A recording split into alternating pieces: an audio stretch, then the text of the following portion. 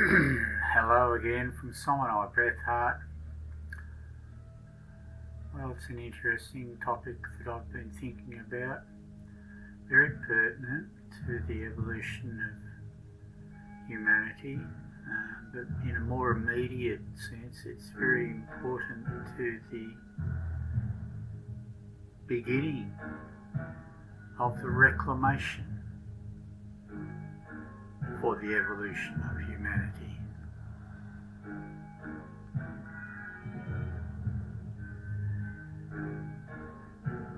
This whole realm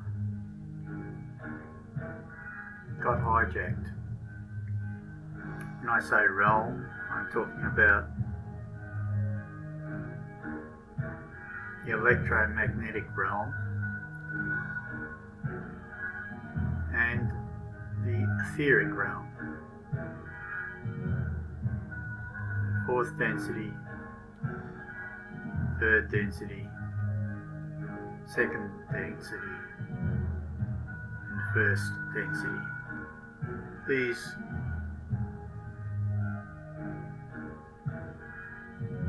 four types of energy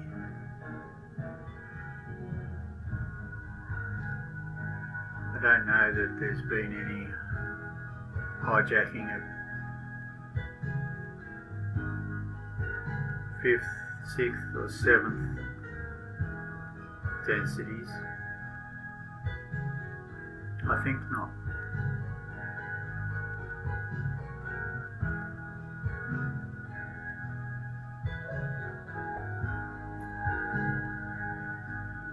So let's first examine what are these first four densities.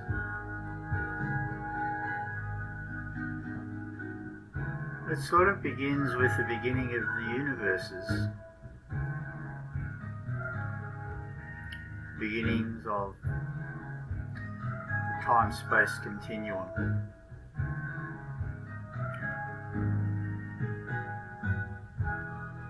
Primal, the very most primal energy,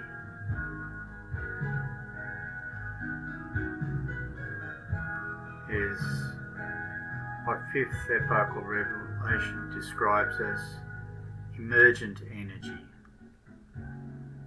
Puissant is the word that's used in the writings. That is a French word, and it means emergent. So the very first manifestation of time-space energy. That's the first density, which is hardly what we'd recognise as any density whatsoever. It's not something we can touch or see or sense.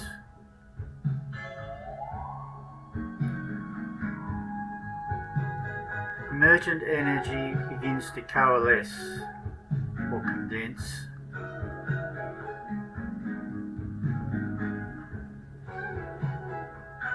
in the first condensation, which is the second density. So the first condensation of the first density, the very first condensation, of course, is puissant energy. The second condensation, in the Aryan papers, it's called ultimatonic energy. Ultimata. And it's comprised of particles, tiny spheres.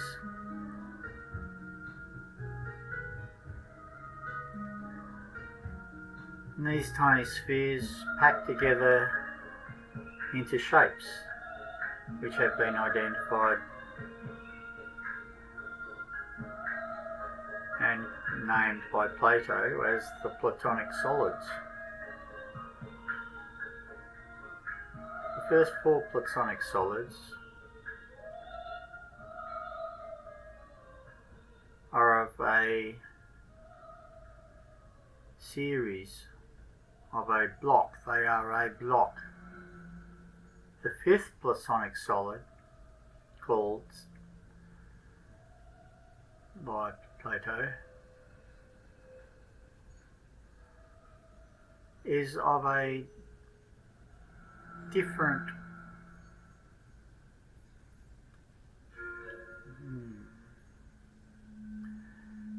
size to mass ratio. Let me explain what I mean by that. And I first learned about this through David Wilcock's Divine Cosmos, and he explains this in that book. But if you think of the very first of the platonic solids, which is a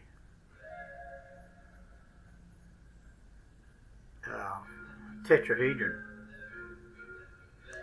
it's a four-sided triangular structure, not a pyramid that has five sides. This is the fourth side. So if you revolve it around in a sphere, if you put it in a sphere or held it in your hand and turned it around, it has four sides. If you pack little spheres, and the spheres have a certain size, depending on, of course, the size of the actual tetrahedron.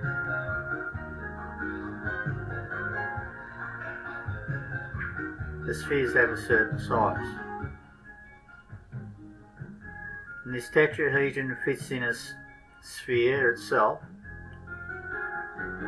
with 1, 2, 3, 4 points, each touching the sphere's definition. Think of a bubble, and within the bubble you have a tetrahedron, and the points of the tetrahedron are touching certain points on the bubble.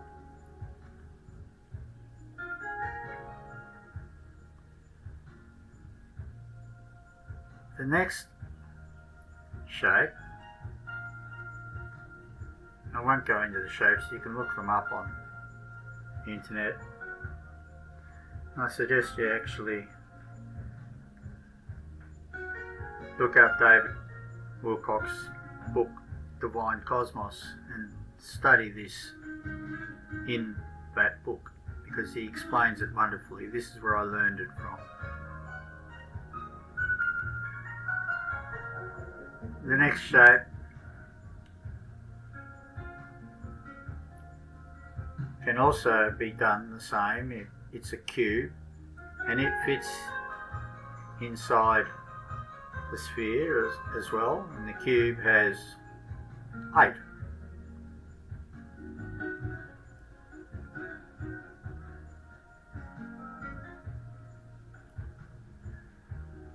One, two, three, 4 on one side, 1, 2, 3, 4 on the other side. It has 8 points.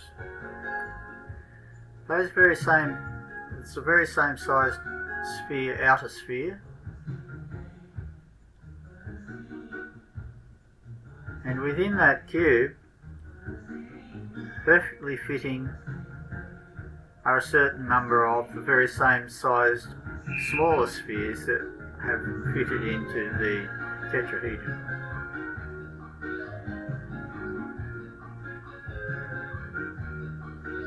Same time-space continuum. And this continues into the first 4 platonic solids.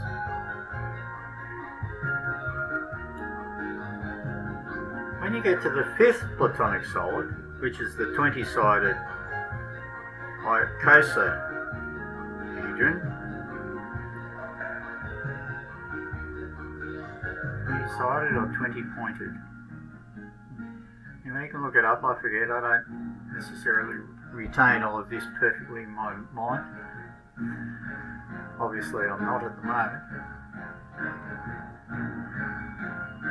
Well, the little spheres will not pack properly into the icosahedron as they have done in the first four platonic solids.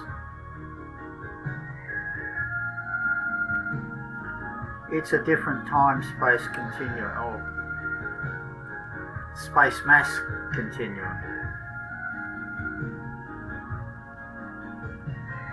So, this little spheres, in order to pack perfectly into the icosahedron, they have to have a different size themselves. So it's a change in the ultimatonic density.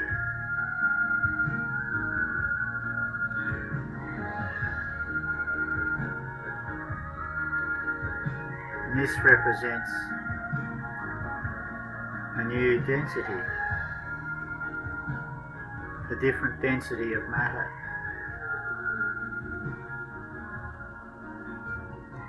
And it's no longer going to behave or interact with the first four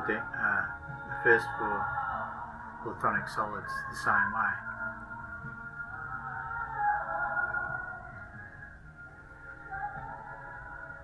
There may indeed be constructed more platonic solids than just the first five, I think.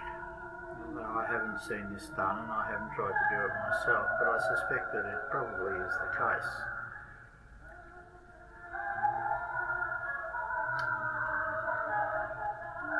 6 and 7.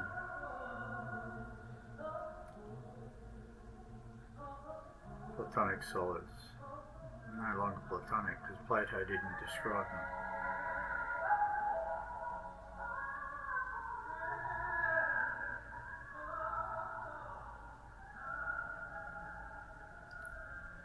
Now, first, second, third, fourth, fifth, sixth, seventh densities of matter. First, emergent energy. Second, ultimatonic energy. Third, the larger spheres, which the smaller ultimatonic solids, spheres make up. That's electromagnetic or electronic. Here we have electrons, protons, neutrons. They all interact with each other, right?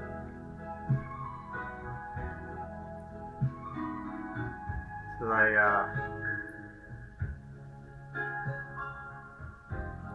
also the photons of light energy. After all, light interacts with them. Sunlight interacts.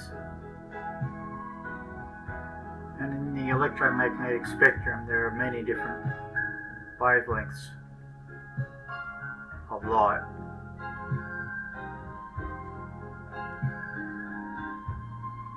Interacting on the electronic density. And they've been measured with machines. Infrared, which is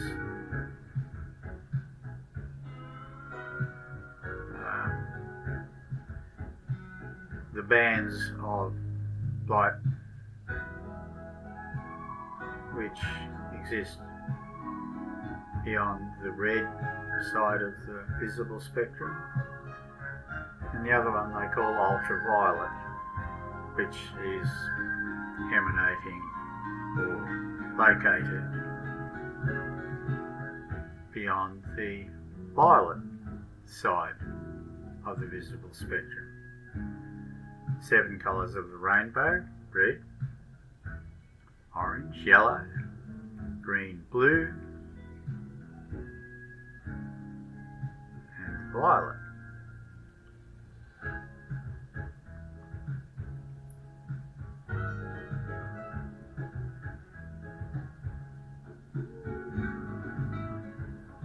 Righty. So the fourth density is what you may call etheric energy, has been called etheric energy. Etheric energy does not interact with the electronic realm, doesn't respond to a magnet. The electromagnetic field does not influence the etheric field. So the third density, the fourth density, do not interact. I think the fourth density is the icosahedron density. So the fifth platonic solid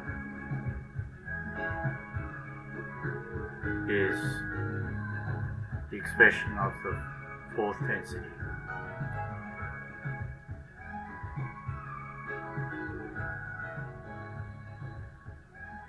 And then you have other densities, which in Vedic science are called the mental bodies. So,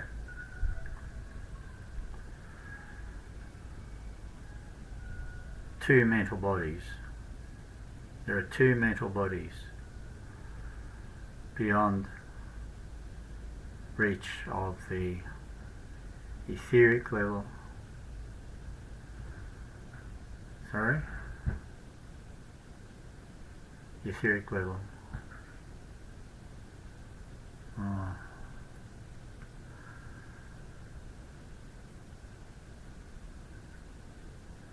Yes, the fifth.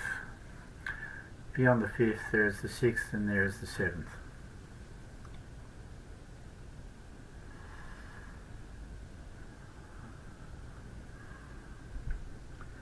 So these two mental bodies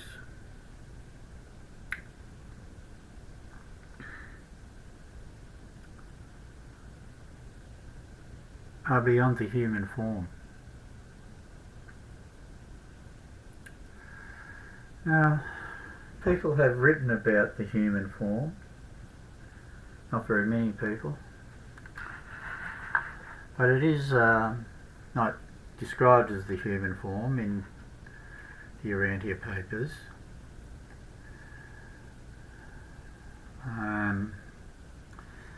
But the fifth level, the fifth platonic level, or the third psychic circle, it's called in the Urantia papers, is described as a new level of existence, a new mental level.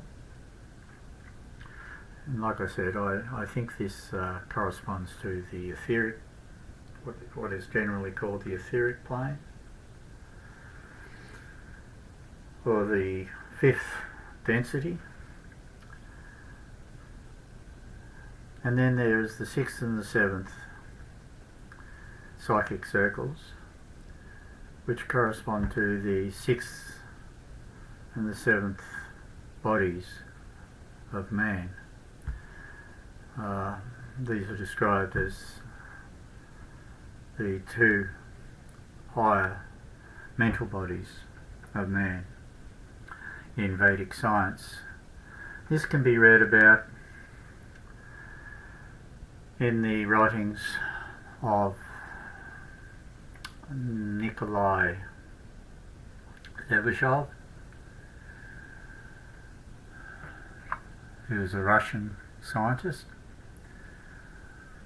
who passed from this plane, I think it was in 2011, and Another person who's written about it is Robert A. Monroe, who founded the Monroe Institute in the United States of America back in the 1970s. And Robert was an astral traveller, a pioneer in astral travelling as far as the West is concerned. And he documented his travels and thought about his travels in a very scientific manner. And he wrote about it, these different levels, and of losing the human form, in his book, in his second book called Far Journeys.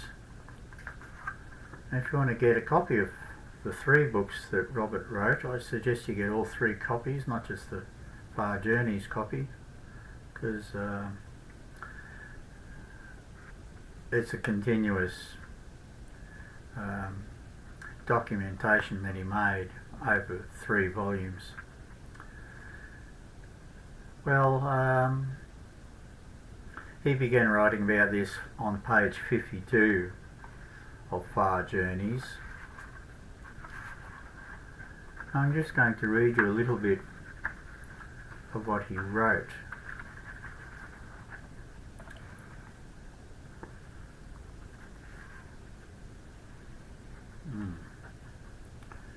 Just make sure that I've got the right spots.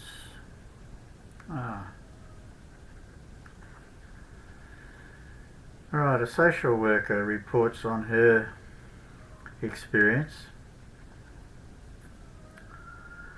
This is from page 52. And this is what she said. I've been on almost like a vortex I was caught in. 22 is not physical in any way.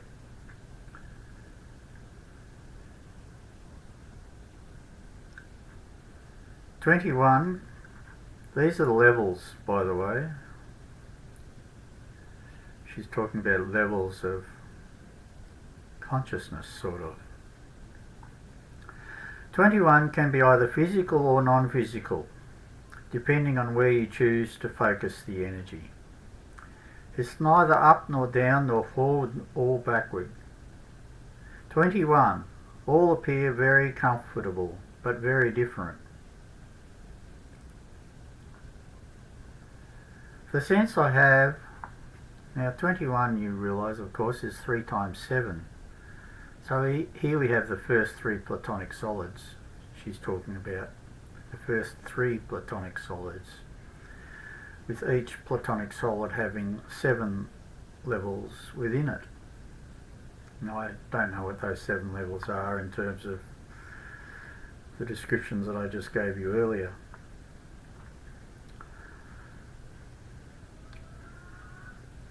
"21, all appear very comfortable but very different. The sense I have like a rainbow going before me of colours, and they are like the colours that Miriam has described." I don't know who Miriam is, but they are all going at different beats and moving. It is like I see a spectrum of 22 though. 21 plus 1. I don't know. Through 28. 4 sevens. So the 4th solid. The 4th level of the electromagnetic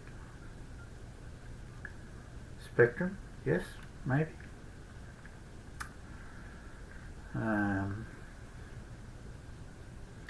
Seems to be that's the case. 4 sevens are 28.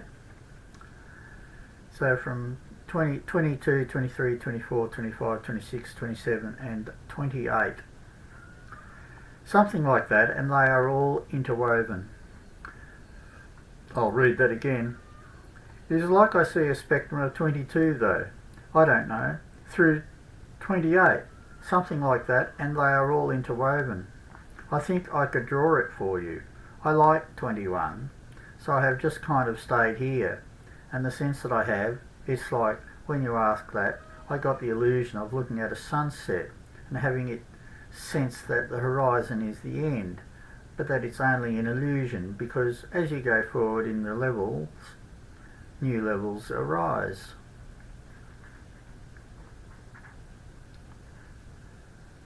Other voice. Time lapse.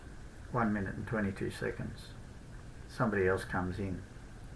She's in a meditation booth, this woman, the social worker, and she's talking these words that I've just read out. She's saying these words over an intercom. She's got a headset on, earphones with a microphone that she can speak through, and she's still in her meditative state while she's talking. This is what the Monroe Institute was very keen on documenting, astral travelling, in other words. Now somebody else comes in, another entity, another person comes in and is talking through her. Other voice. I apologise for being so late, but I need to thank you and to tell you that I'm glad you received my message. If you would like to explore these levels, I would be very happy to do so with you. Now the monitor, this is the human in the monitoring room who's receiving the conversation from the person in meditation, the monitor. I would appreciate it very much. Other voice. As I have said to you earlier, plants exist on levels 1 through 7. Right, that's a tetrahedron, the first platonic solid. They are on a vibrational rate on the levels 1 through 7. It is the same pattern. Animals exist on the levels 8 through 14. And then a person attains when a consciousness attains level 14. So at the end of the animal, at the last section of the animal, last level of the animal levels, level 14, a person attains, a human being in other words. It can no longer go any higher unless it is willing to change its form of consciousness. Level 15 through 21 are what you call human life on this earth. When a person progresses to level 21, he then has the choice of going higher or staying within the realm of human form. But he cannot go higher unless he is willing to give up human form. Monitor. Give up being human? Other voice. Levels 22 through 28 are your bridge. They are your levels that you enter upon death. You are on level 20, and because that is an ascending level, you can enter into the realm beyond physical life. But you cannot stay there unless you are willing to give up your human form. Is that clear? So you can move in and out of the, I will say, the first etheric, which is Platonic Solid 4,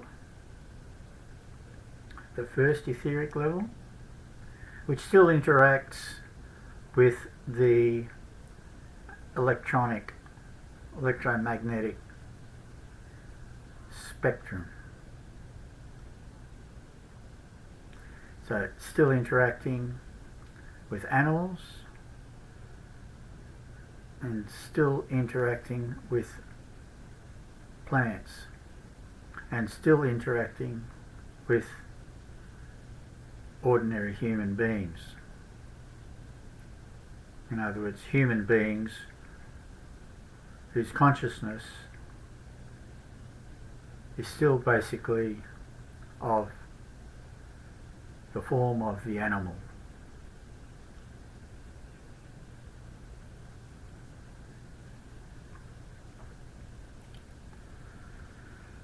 I'll read it again. Levels 22 through 28 are your bridge, the first etheric level, the fourth platonic solid. They are your levels that you enter upon death. So immediately after you leave this electromagnetic visible realm, you go to the next electromagnetic realm, which is not visible, nor ordinarily visible. It's beyond the spectrum of visible light. It's in the infrared range of so it can be picked up through infrared photography. Hence ectoplasmic photographs of UFOs using infrared cameras, which have phased out of the visible light spectrum into this invisible light spectrum, but they're still in the electromagnetic spectrum. You can read a lot about that from a website called farsight.org, and you can also read about this in the writings of Trevor James Constable, who wrote a marvellous book some years ago now, probably 40 years ago it might be, I'm not sure. I've got it. It's called The Cosmic Pulse of Life. He explores this. He wrote about this because he became aware of this thing as well. Infrared, the infrared level.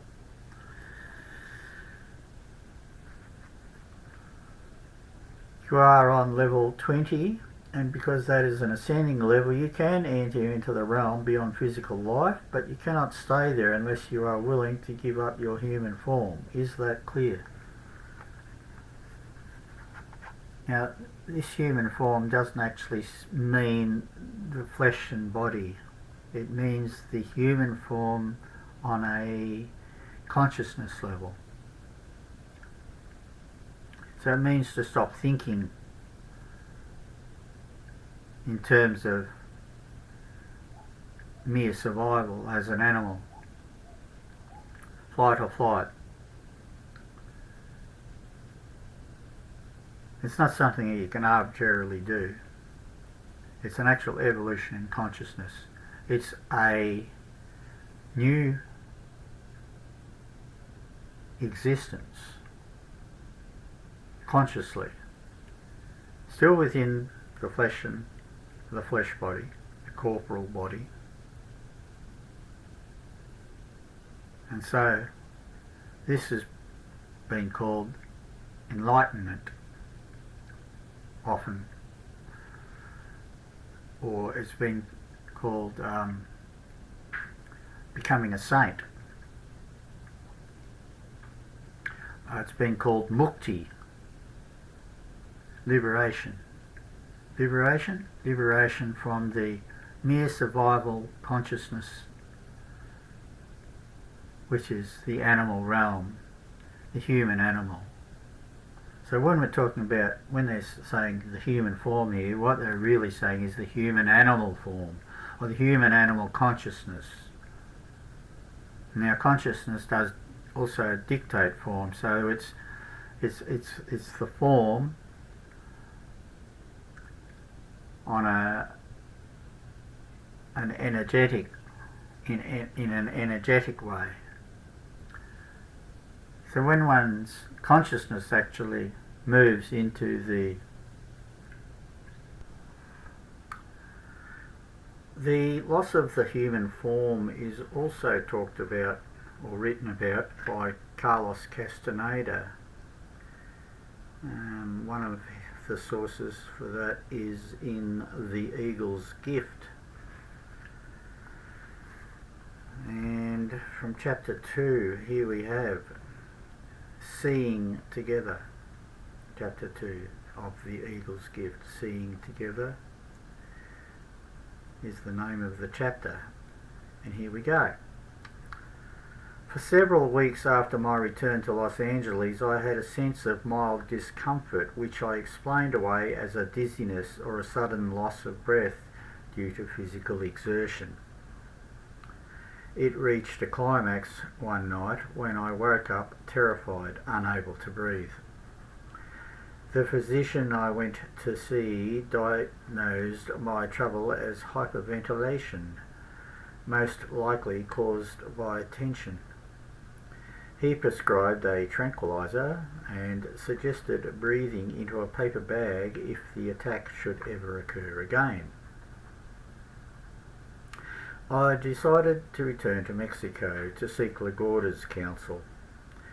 After I had told her the doctor's diagnosis, she calmly assured me that no illness was involved, that I was finally losing my shields, and that what I was experiencing was the loss of my human form, and the entrance into a new state of separation from human affairs.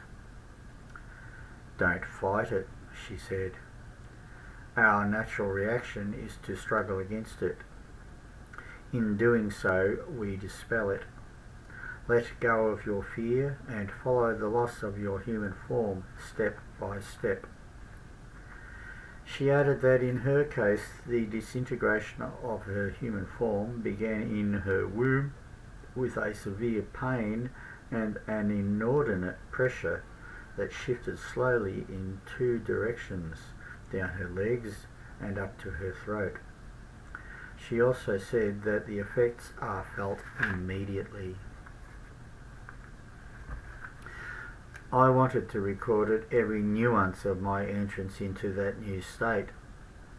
I prepared myself to write down a detailed account of whatever took place, but to my utter chagrin nothing more happened.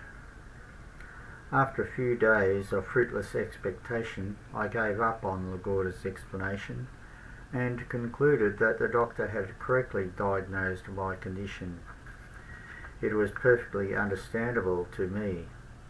I was carrying a responsibility that generated unbearable tension. I had accepted the leadership that the apprentices believed belonged to me, but I had no idea how to lead. The pressure in my life also showed in a more serious way. My usual level of energy was dropping steadily. Don Juan would have said that I was losing my personal power, and that eventually I would lose my life. Don Juan had set me up to live exclusively by means of personal power,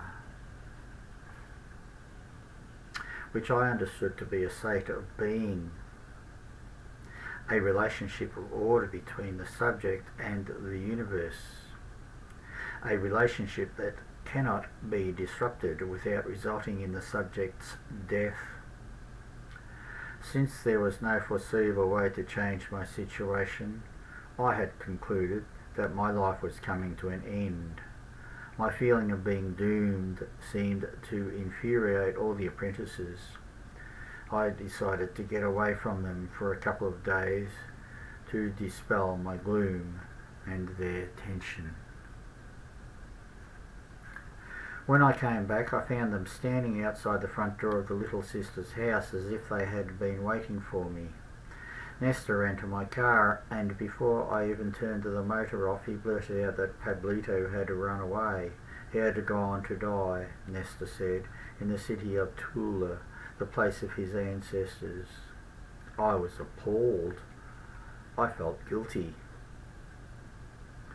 Legorda did not share my concern. She was beaming, exuding contentment. "That little pimp is better off dead," she said. "All of us are going to live together harmoniously now, as we should. The Newald told us that you were going to bring change into our lives. Well, you did. Pablito is not bugging us any longer. You got rid of him. Look how happy we are. We are better off without him." I was outraged by her callousness. I stated as forcefully as I could that Don Juan had given all of us, in a most painstaking manner, the format of a warrior's life. I stressed that the warrior's impeccability, demanded that I not let Pablito die just like that. "And what do you think you're going to do?" Lagorda asked. "I'm going to take one of you to live with him," I said, "until the day when all of you, including Pablito, can move out of here." They laughed at me. Even Nestor and Benino, who I thought were closest to Pablito. Lagorda laughed longer than anyone else, obviously challenging me. I turned to Nestor and Benino for moral support. They looked away. I appealed to Lagorda's superior understanding. I pleaded with her. I used all the arguments I could think of. She looked at me with utter contempt. "Let's get going," she said to the others. She gave me the most vacuous smile.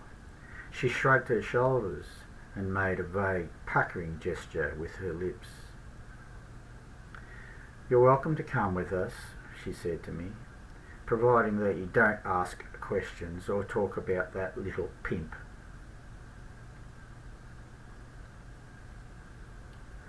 "You are a formless warrior, Gorda," I said. "You told me that yourself. Why then do you judge Pablito?" Lagorda did not answer, but she acknowledged the blow. She frowned and avoided my gaze.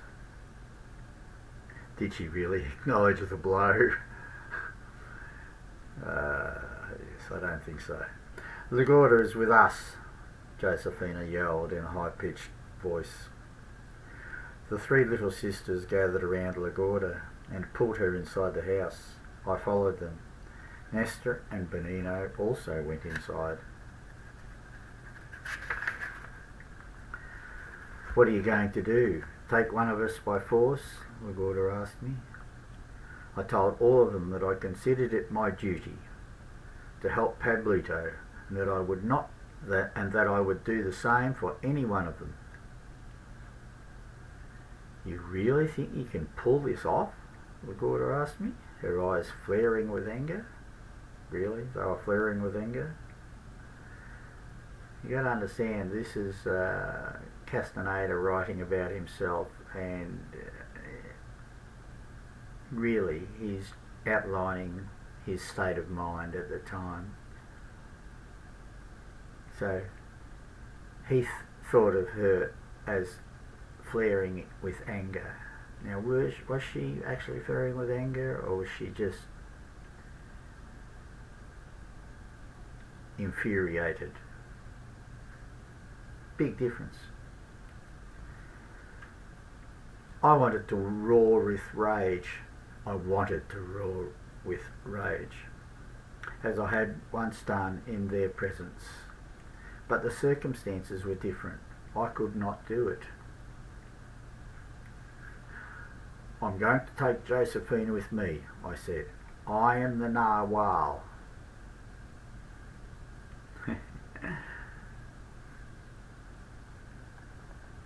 So I'll leave it at that from the book, reading from the book. There's more about the battle that goes on a little bit there between Lagorda and Castaneda. But you can see already from there that Castaneda is going into antics. He's trying to find ways to be the kingpin of the situation because he's the Nawal. He is the Nawal, but he hasn't actually yet really taken on the role of being the Nawal because he hasn't lost his human form. Lagorda, on the other hand, has lost her human form, and with the loss of human form also goes all of the silly antics that human beings that we carry on with as so-called human beings, or as humans. Sentimentality is one of those things. Anger is another one of those things. In fact, I would say, really, all of the artificial human form or human consciousness can really be broken up into those two things, sentimentality and anger, in one way or another. Just about every silliness is a manifestation of one of those two artificial forms of human consciousness. Right, back to talking from Robert A. Monroe's revelation.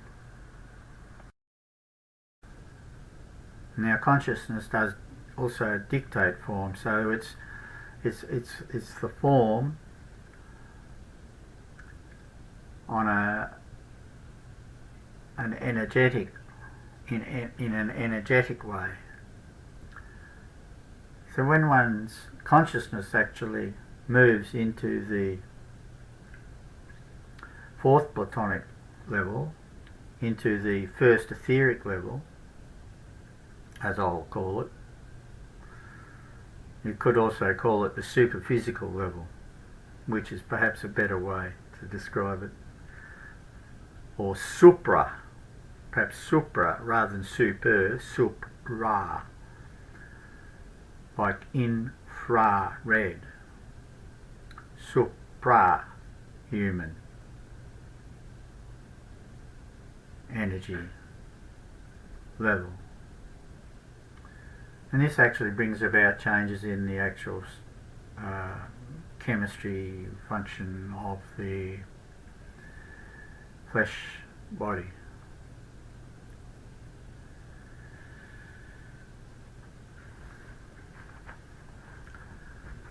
Has this also been hijacked? Has this level been hijacked? Yes, I think so.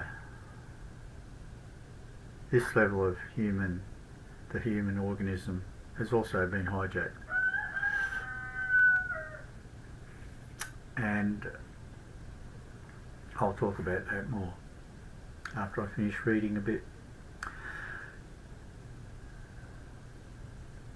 So you cannot stay fair in the supra-human level unless you are willing to give up your human form, your ordinary human form, your human animal form.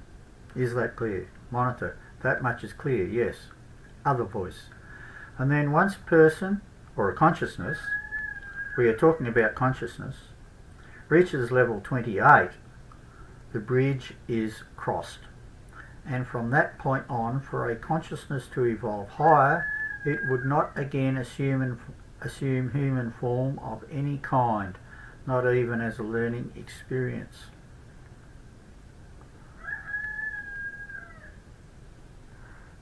I will never again incarnate as a human, as another form of life, yes, but not as a human.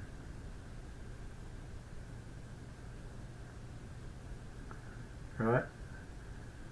So what have we got? We've exhausted the 28 levels, which is 4 times 7.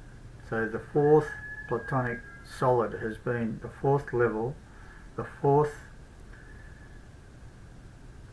of the space mass energy, electromagnetic energy, has been completed. Consciousness has traversed all of those levels, and has now moved into what I would call the fifth density. So 29. We're now going into level 29. 29, 30, 31, 32, 33, 34, and 35.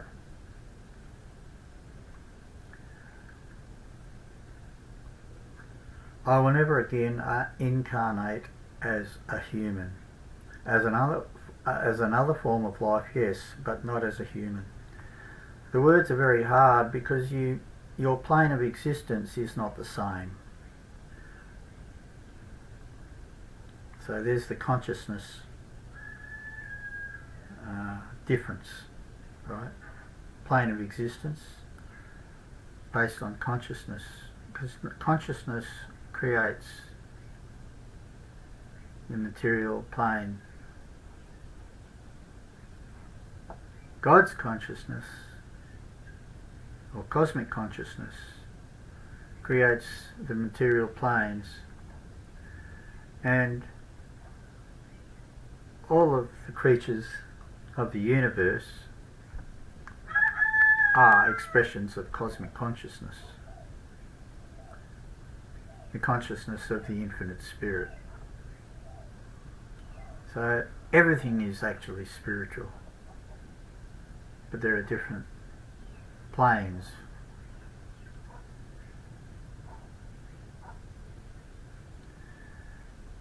When they say planes, it's not like they're actually really planes, you know. They're not flat two-dimensional pieces of like a sheet of two-dimensional paper, not like a screen, not planes as planes have been written. Planar. I don't know how that bastardisation came into existence, but the word planet does not mean that the Earth is flat. Something has happened there in our language to bastardise the word plane. So really a plane is more like the surface of a sphere, if you like. It's rounded.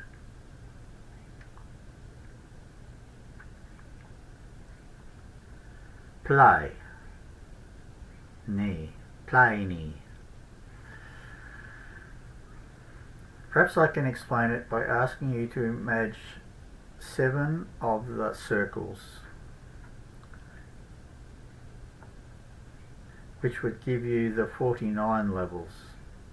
Gotcha, right? The first 3 levels are physical matter, as you know physical matter, electromagnetic. They are your plants, your animals, your humans. The 4th circle is your bridge.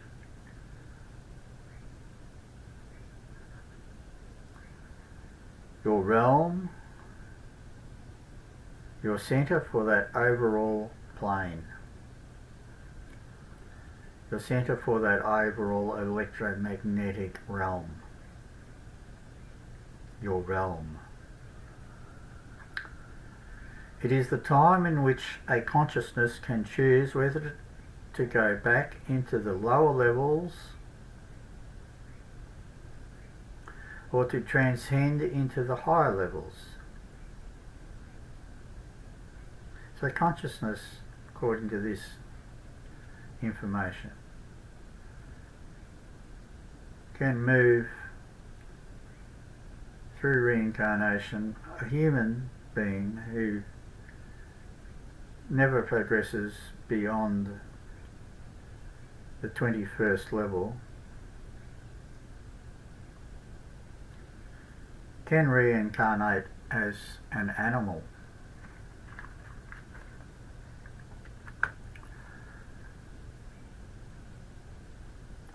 Or even as a plant.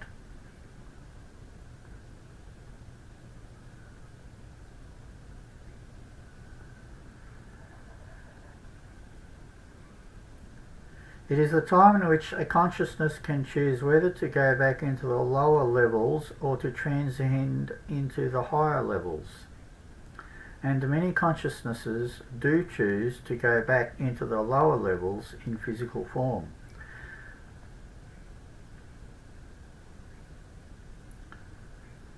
The upper 3 circles, 1st, 2nd and 3rd, psychic circles, 5th, 6th and 7th, platonic solids. The upper 3 circles are the realm that in your consciousness is called the spiritual realm. So that begins with the icosahedron, the 20-sided solid, which is a different space mass configuration, as I explained earlier, and up onto the 6th and the 7th, which Plato never actually described. He only went to 5. The upper 3 circles are the realm that in your consciousness is called the spiritual realm, and here much of the work is done.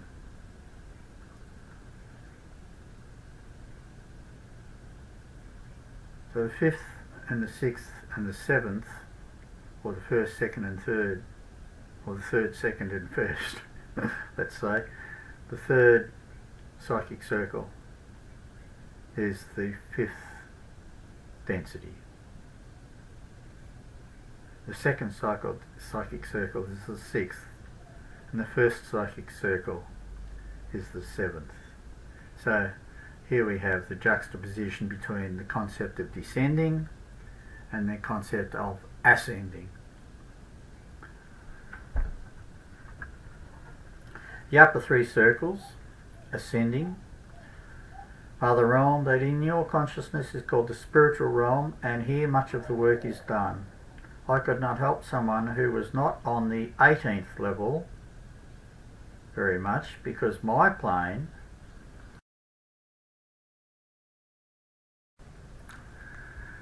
well, it does say 18 in the book, but I think it should say 28. That's what would make sense here, right?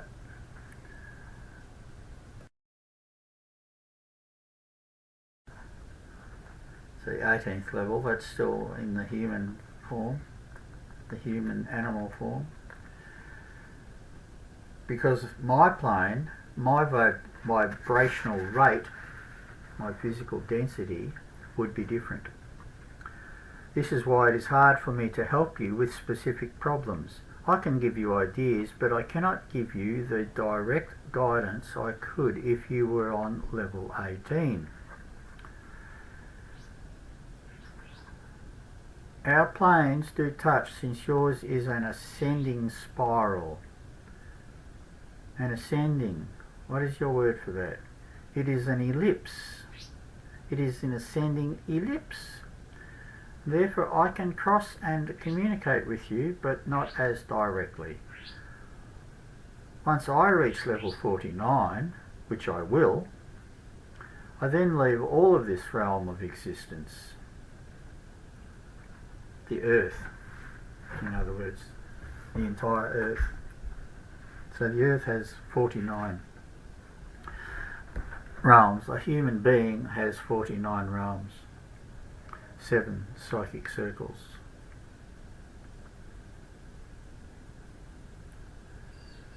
7 realms.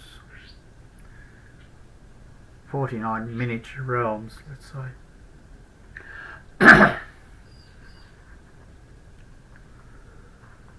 Once I reach level 49, which I will, I then leave all of this realm of existence. It does not mean I have reached the highest point by any means.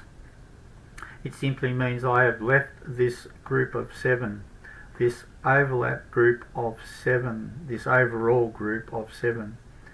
Imagine, if you will, the 7 circles enclosed in an even larger circle, upon which 7 more circles are stacked, which is in turn enclosed in even a greater circle. Then you can have some idea of what infinity is. It does not ever stop.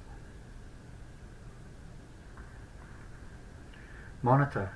Well, I must confess that it is kind of hard on my tiny, poor physical matter consciousness. Other voice. That is true. It is very hard on my consciousness also.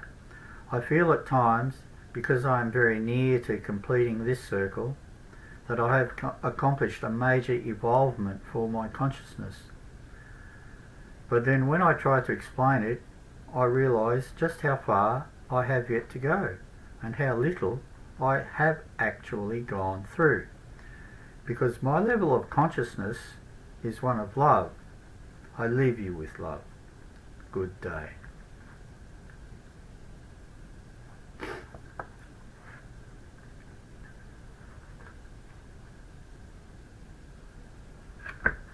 So there you have it, from Robert A. Monroe, Far Journeys, pages 52 to 54.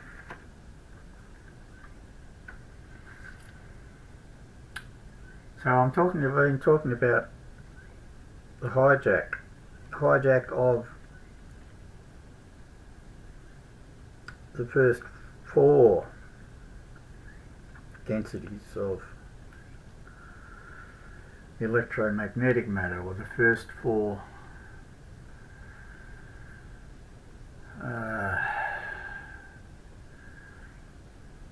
levels of life consciousness.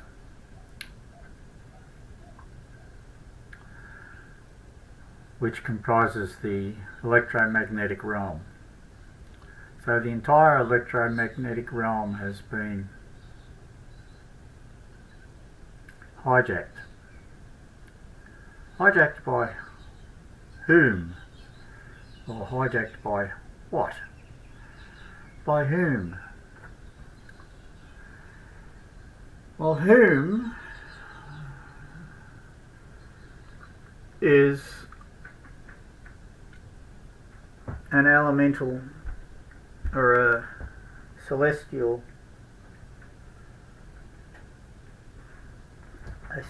consciousness, a celestial being, who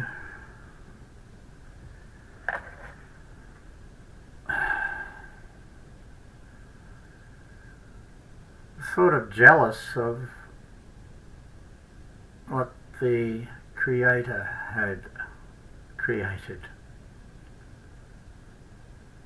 So the Creator has created life forms which are able to procreate.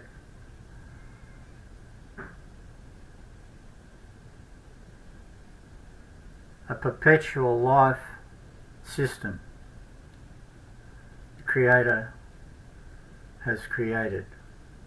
A perpetual life system.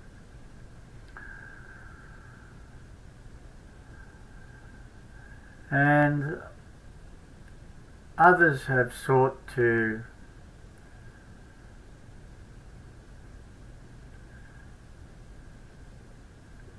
also to emulate what the Creator has created. And there are many human beings here on this earth who have also sought to emulate what the Creator has created. Hence we have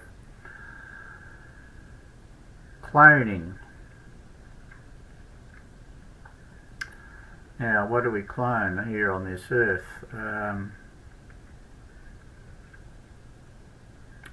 Even human beings are being cloned. This is a bit hush-hush, right? We don't hear about this. But plants, we clone plants. Tissue culture is a cloning process. Do you know what tissue culture is? It's when a little section of a leaf of a tree, for example, a fruit tree,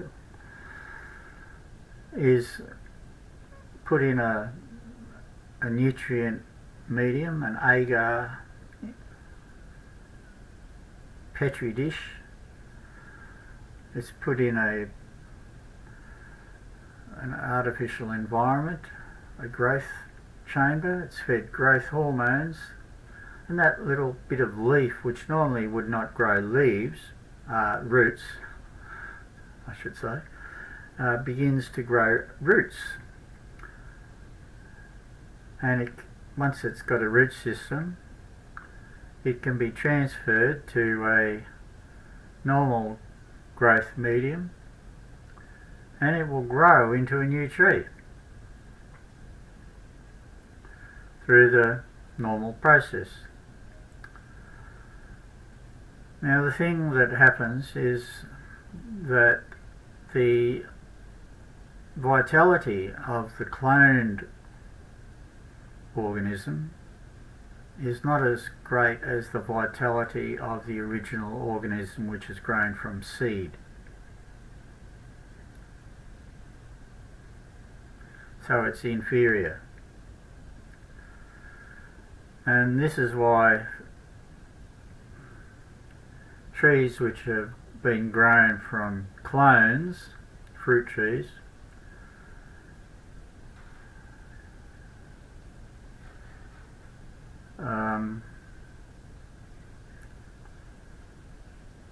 they are more prone to disease. So what they do, they don't have very good root systems either. So what they do with fruit trees, they'll grow them. So they grow the clone, and then they take cuttings from the clone, and then they graft those cuttings onto a wild rootstock, a vital rootstock, a rootstock which is grown from seed. So if you do with citrus, if you've ever grown citrus from seed, you will get a very thorny, a wild thorny lemon.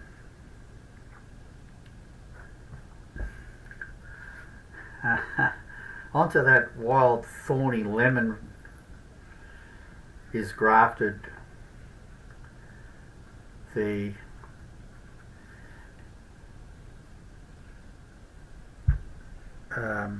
desirable citrus, whether it be some sort of an orange or mandarin. I'm not sure about mandarins. I think they can grow wild as well. Certainly the oranges, and there are very many different varieties of citrus that there are, different types of lemons. So lemons, oranges, etc. They have been bred through experimentation, much the same as domestic dogs have been bred. Domestic pigs have been bred, domestic cattle have been bred. If you let pigs run wild, after a few generations, what you get is you get wild pigs, and they don't look like domestic pigs anymore. So people that go pig shooting in outback Australia or wherever, wild boar, which is what wild pigs were called in Europe, they don't look like a domestic pig, right? They're hairy, they're not as fat, not as rotund.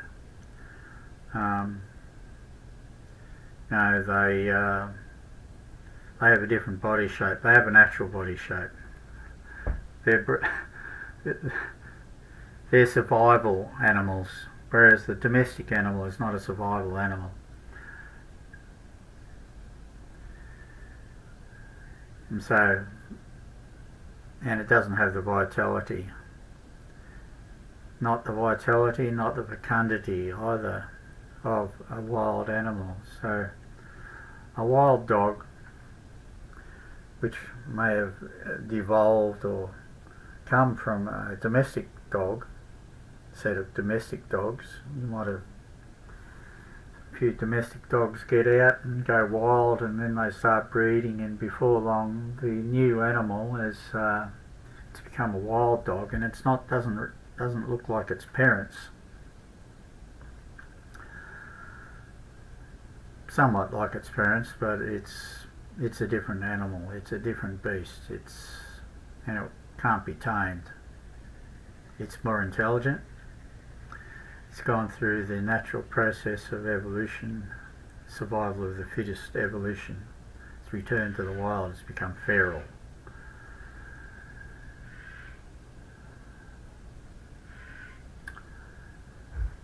Well, human beings have also been domesticated. We're not the original animal anymore.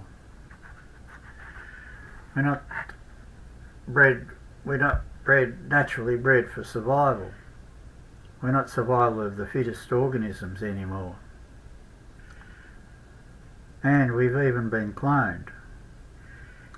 And we've also been hybridized with, to some extent, with other species. And this has been done in a laboratory. So it seems, so it is said. human engineering, hybridization with even other types of human consciousness organism, which were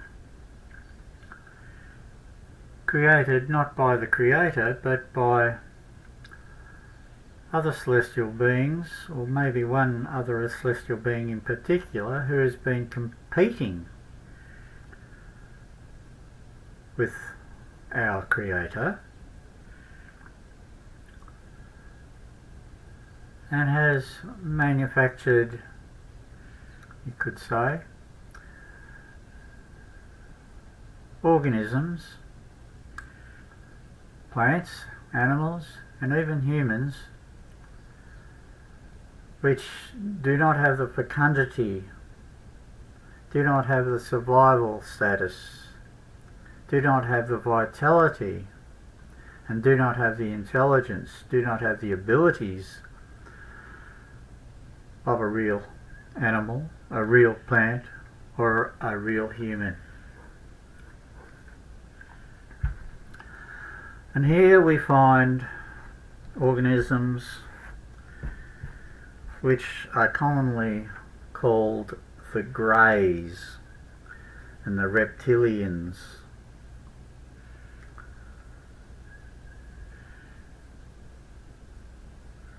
And it is known that there are hybridization programs going on between these ultra logical, intelligent, they're very intelligent, by what's the word, in a digital way, in a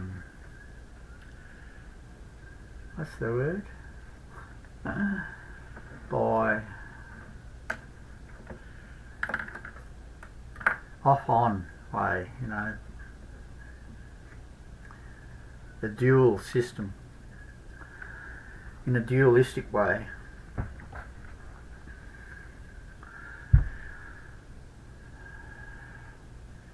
Yes, in a purely logical way, they're highly efficient, but they don't have emotions.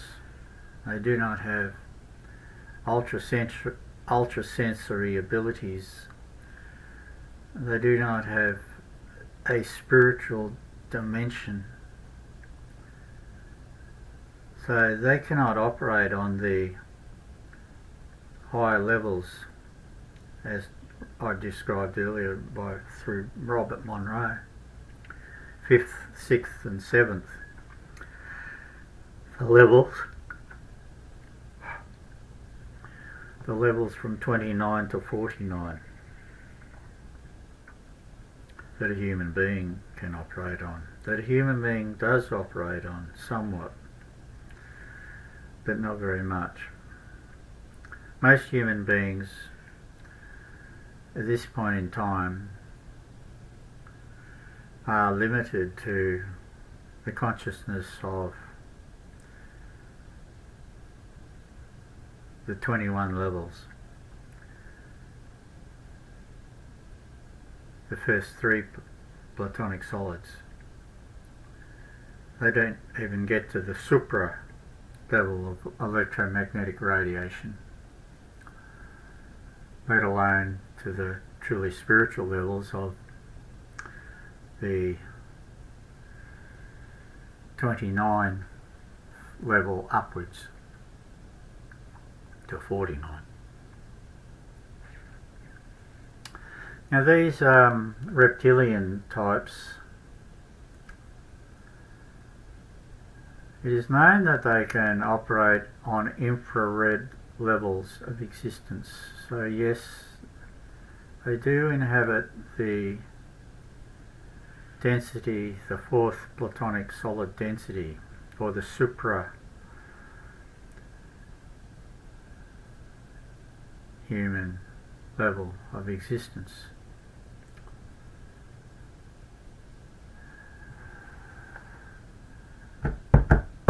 Which is actually beyond the ordinary human form.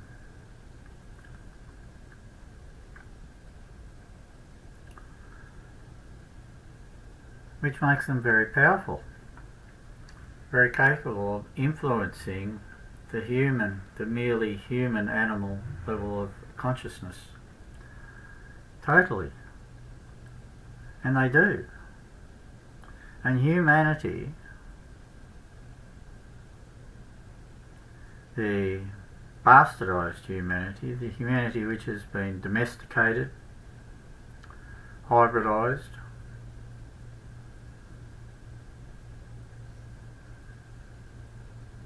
possibly even cloned. How much of that has gone on, I couldn't say. But certainly domesticated without any controversy whatsoever. Humanity has been and is still being domesticated. In fact, this whole mind control program which exists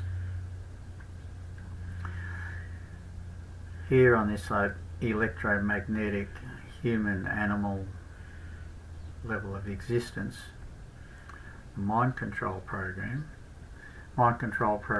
through what you watch on the TV set, through what you hear on the radio, through what you hear through sound music streams, and to which you're exposed through electromagnetic radiation such as microwaves,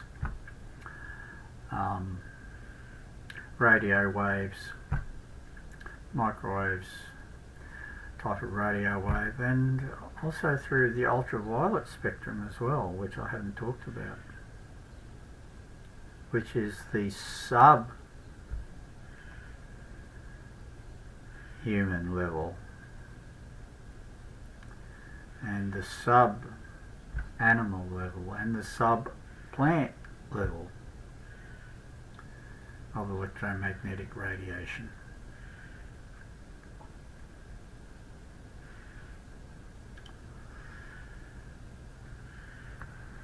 As the second and the first densities, the ultimatonic and the Poisson energy levels, I don't think they have been affected. Yes, I think they are so primordial and so fundamental to everything which these wannabe gods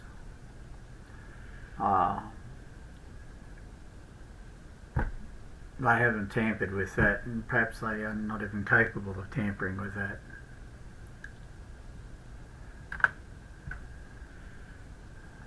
So they've confined the demiurge, so-called demiurge, which is a word from Gnosticism. Demi means partial. Demi, a demigod, a half god, a partial god.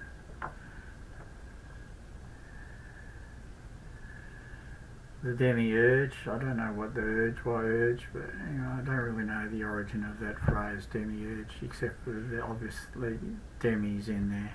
Urge, what's an urge? An urge is an urge, a force of energy, a movement of energy, an urge, an impulse, a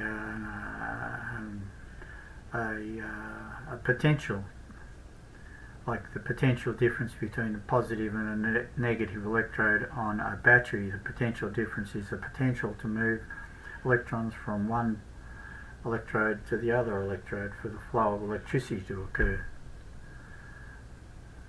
That potential is the urge. The urge for the electrons to move is the potential, the electronic potential, the electronic difference between one pole and the other pole. In a magnet, you've got the north pole and you've got the south pole. The ability for the flow of electromagnetic or magnetic energy to flow, which is a very real thing, and that is involved with also the flow of electrical energy, and they occur at right angles to each other. So you've got the electromagnetic force and direction and you've got the electronic direction, and they are at right angles. So anybody that knows anything about electricity knows about the three directions, the three forces, the three axes, and that's how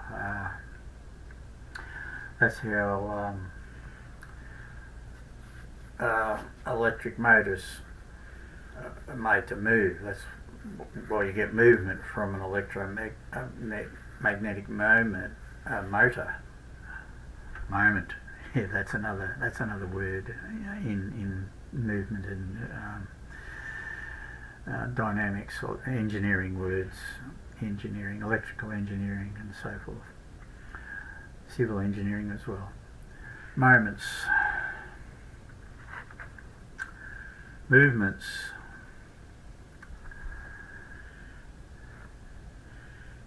So you get force, right?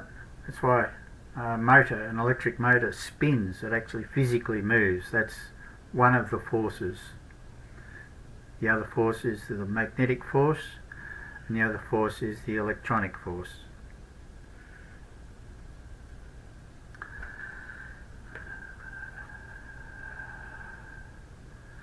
So this is the realm. This is the realm of our bodies. So we have two bodies. We have two physical bodies, or two electromagnetic bodies. We have the electronic body,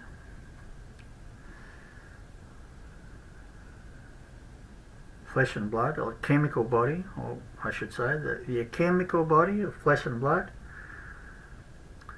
and the more subtle electromagnetic body, which is usually called the second body. And this is when you first die, the electromagnetic body remains intact and goes to the supra-physical level, which is how you can get ghosts that still hang around, and sometimes people who have the gift of sight can see a ghost, a human ghost, or an animal ghost as well.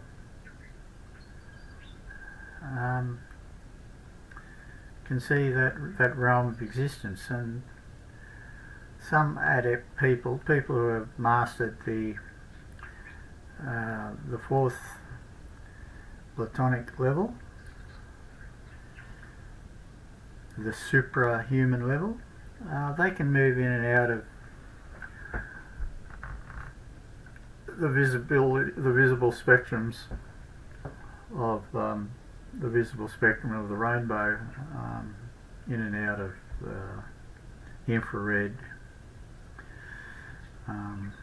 perhaps even into ultraviolet, I don't know.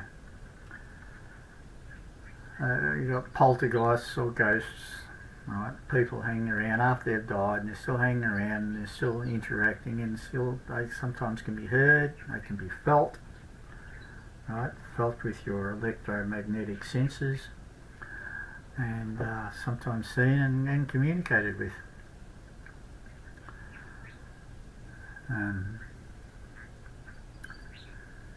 Yes.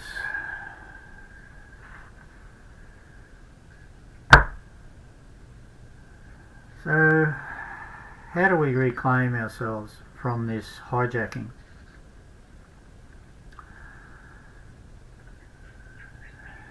How do we cease being controlled, mind controlled?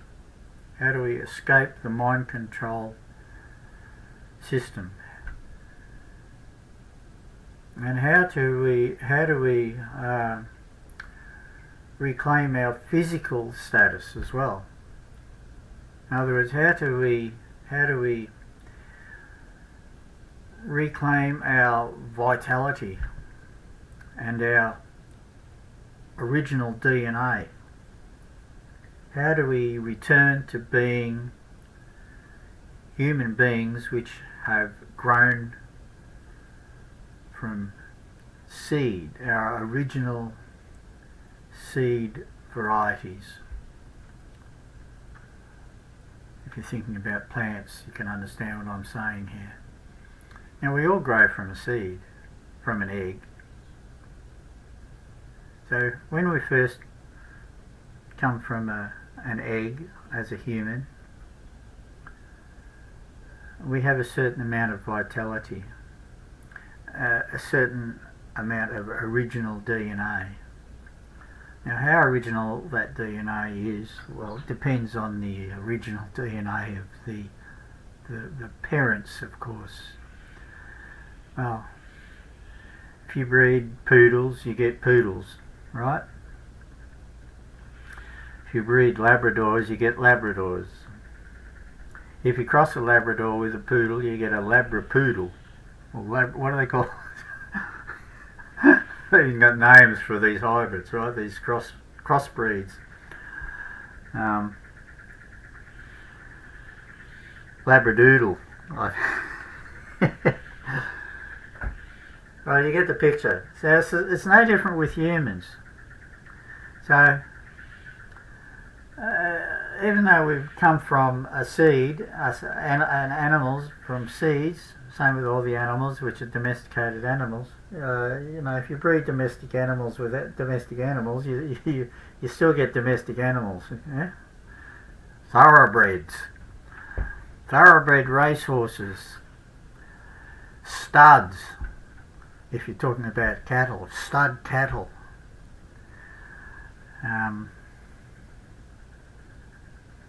Purebreds, but still nevertheless domesticated, not wild, not feral, not survival capable DNA types. Morphotypes, forms. Morph means form. Morphology, the study of form. This is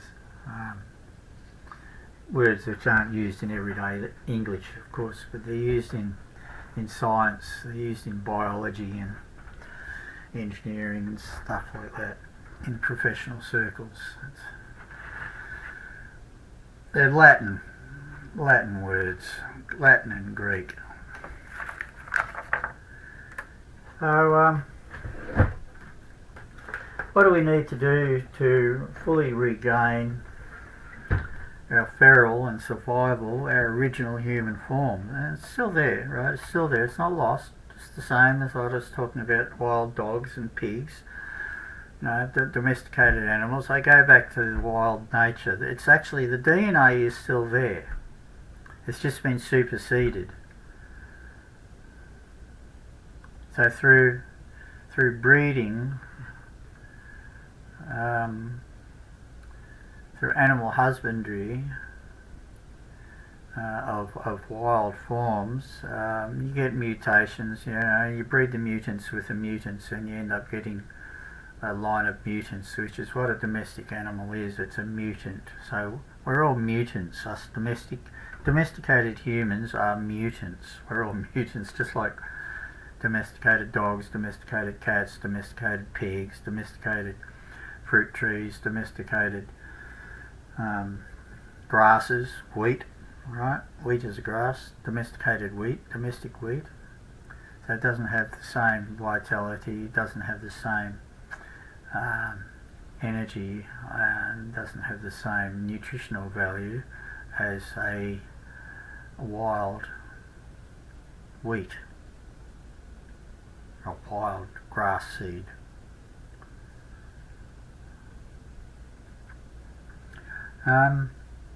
Domesticated animals and plants are also more susceptible to the degradation process, which is a natural process, right? It's part of creation. Degradation, decay, is a part of creation. So various different organisms which are involved in the degradation of animals which are not fit to survive, animals and plants which are not fit to survive, and that is all of the domestic plants and animals on this planet are not fit to survive, and so they become susceptible to invasion by animals and plants which are created to decompose the unfit.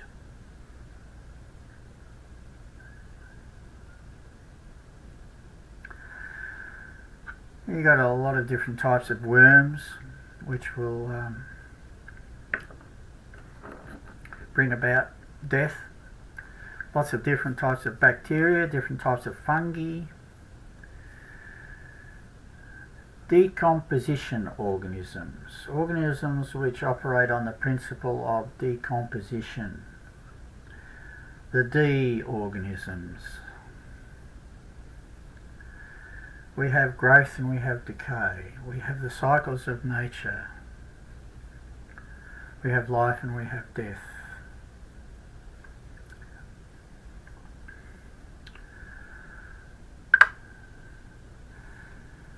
Now there have been, and still are, and still is on this planet, this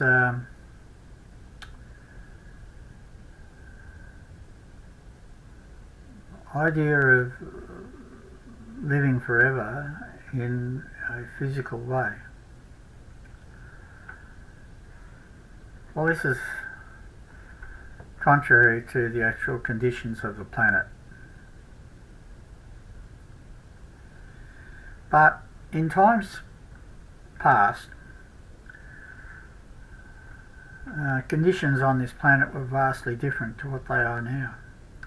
The sunlight was a different type of sunlight. The sunlight today has radioisotopes in it.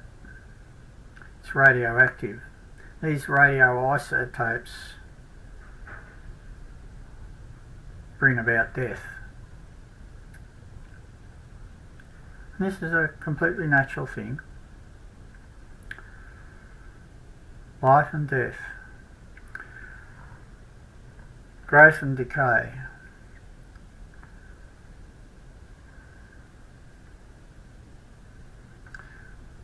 But in times gone by, thousands of years ago, not all that many thousands of years ago, let's say, 20,000 years ago, 30,000 years ago, 40,000 years ago, sunlight was very different. The sun was radiating a more life-engendering type of light. There weren't radioisotopes in it. Now, there's only one source of information about this that I know of. I'm not that source. I'm deriving this information from the writings of Richard Sharp Shaver, the author of the so-called Shaver Mysteries. Now, his books were largely rewritten or heavily edited, reconstructed, but not fundamentally altered in any way, by Ray Palmer, who was Richard's editor and publisher. Amazing Stories was the name of the publication which Ray Palmer founded and was the editor and publisher of Amazing Stories. That was an American United States of America publication back in the 1940s, 1950s, and I think into the 1960s. And Richard Sharpshaver's revelations were published by Ray Palmer in edited format, and Richard's seminal publication was called I Remember Lemuria, and in that publication, in that story,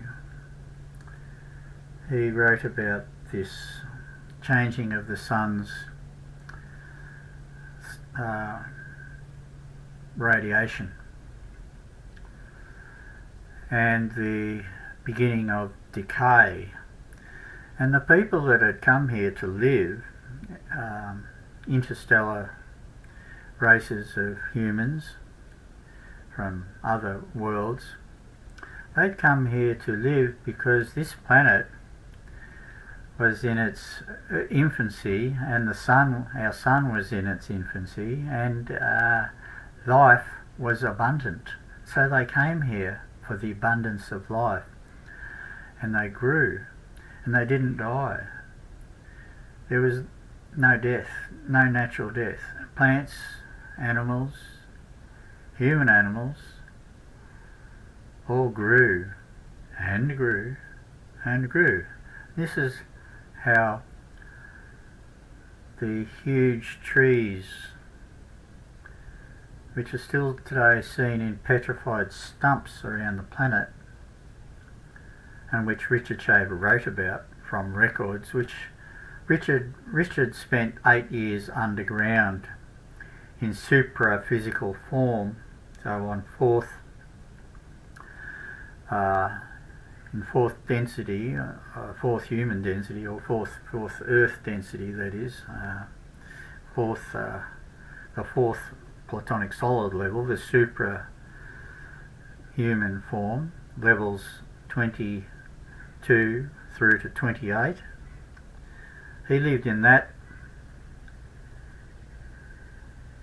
realm, that etheric, if you like, first etheric realm. He lived in that realm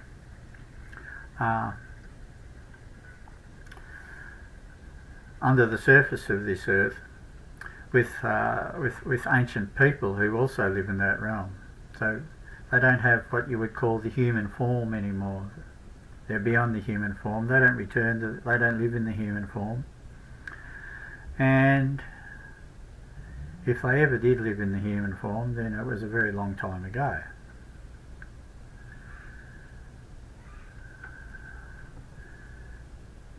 Anyway, Richard spent 8 years with them in his second body, his second human body, his supra body.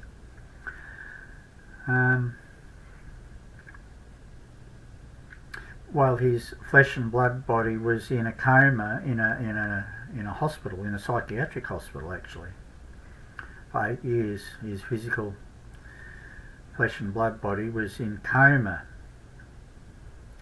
And while his physical body was in coma, he was travelling and living underground. And while he was living underground, he gained access to the records of the Lemurian civilization, which existed here thousands of years ago.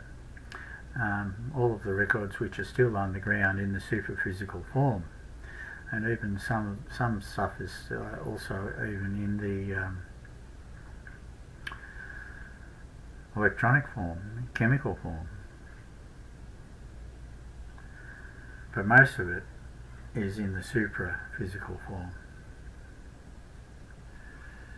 because they were predominantly superphysical beings. But not only superphysical, you know, they could travel in, they could move in and out of, so they could interact on the level of a flesh and blood, corporeal. They could interact on the corporeal form.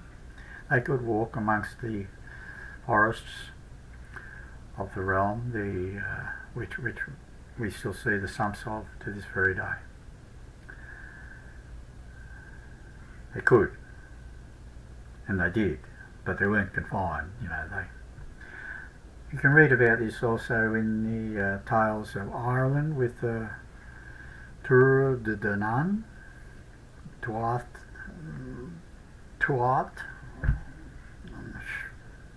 The Gaelic pronunciation is a little bit different to what it's spelt in English, right? Spelt in English Tuatha,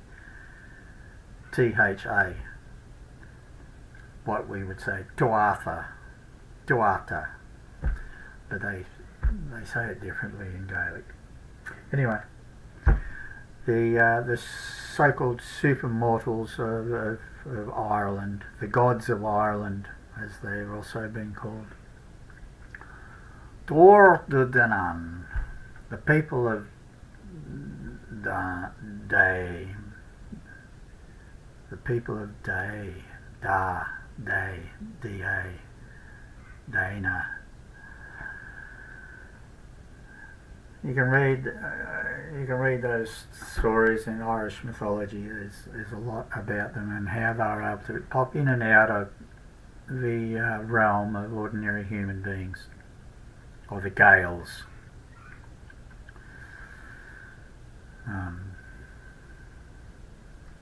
Right, so it shouldn't be too much of a mystery.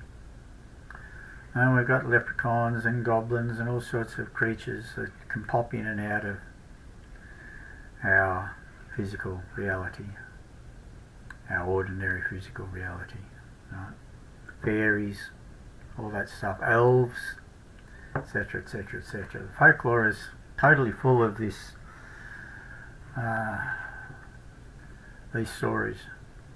And Richard Sharpshaver wrote about it like nobody else has ever written about it, because he obtained all of his records from his information from records, and so some of those records went back millions of years. And but he also lived it. He lived it with remnants of the ancient civilization which once existed in many millions of people, both here on the surface in 3D and also in 4D, and under the surface of the earth, and under the surface of the earth in 3D as well, in the caverns, which people still do to this very day. You can read about that. Somebody has written a lot about that. His name is, well, there's quite a few people who have written about it actually, but one person whose attention I do wish to draw attention to is Radu Cinema. Radu is spelled R-A-D-U, Radu, and Cinema is spelled C-I-N-A-M-A-R,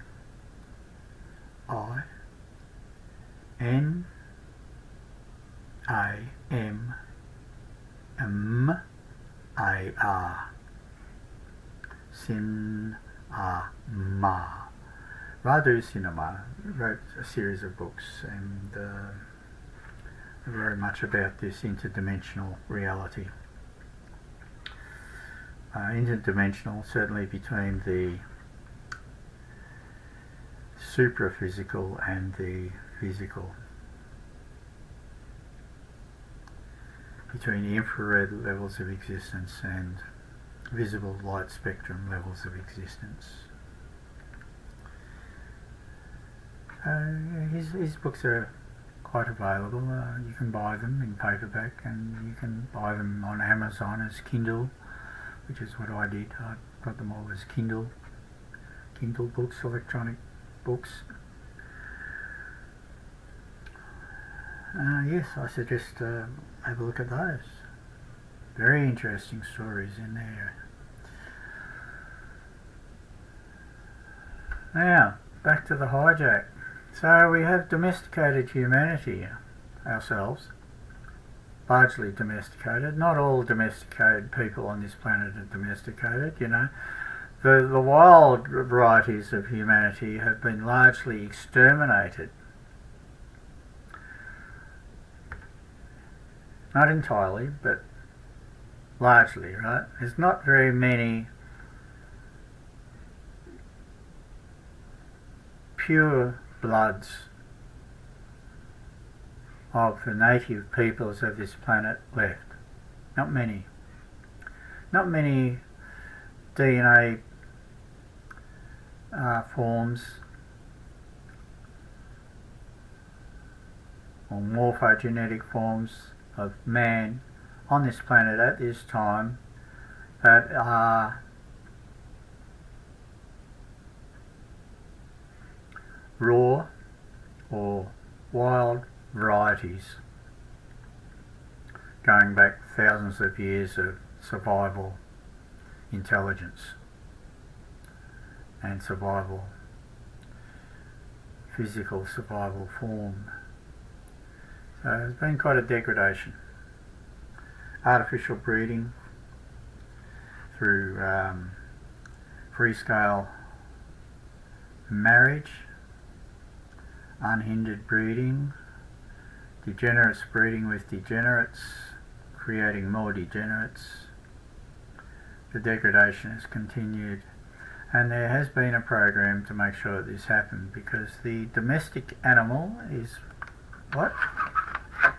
It's controllable, isn't it? Domestic sheep, domestic cattle,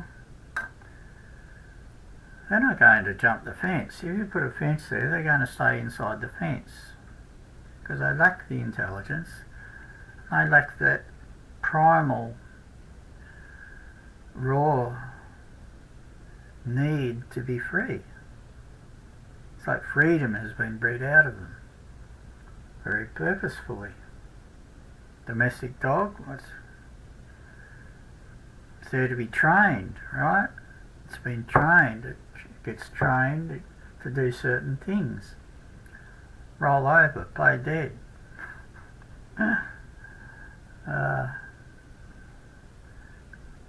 Etc. Come here when I tell you to come here. Sit. I'm your master, you're my servant. Right? The master-servant scenario. So humanity has been trained, bred, artificially bred, and the breeding program has been sponsored and fostered, so that it becomes a sort of a natural development as well, or call it natural, you know. Sex, let's go and have sex, and babies come from it, and you know, from incest and rape and unwholesome consciousness levels, producing offspring, babies, all in a degraded form, degraded DNA, degraded consciousness, degraded humanity, degraded planet. And we've proceeded to degrade the planet, probably, you know, because we ourselves are degraded. So basic intelligence of survival and of looking after one's own immediate environment, which one depends on for survival, all of that intelligence, both fundamental intelligence, is sort of not happening in today's humanity. Most of, well, what I'll say, today's humanity, you know, the mass consciousness. Like I said, there are still, you know, some native human beings which are not like that. Of course, they look at that and it's insanity. And it's also insanity to anyone who has moved beyond the human form, or the 21st level.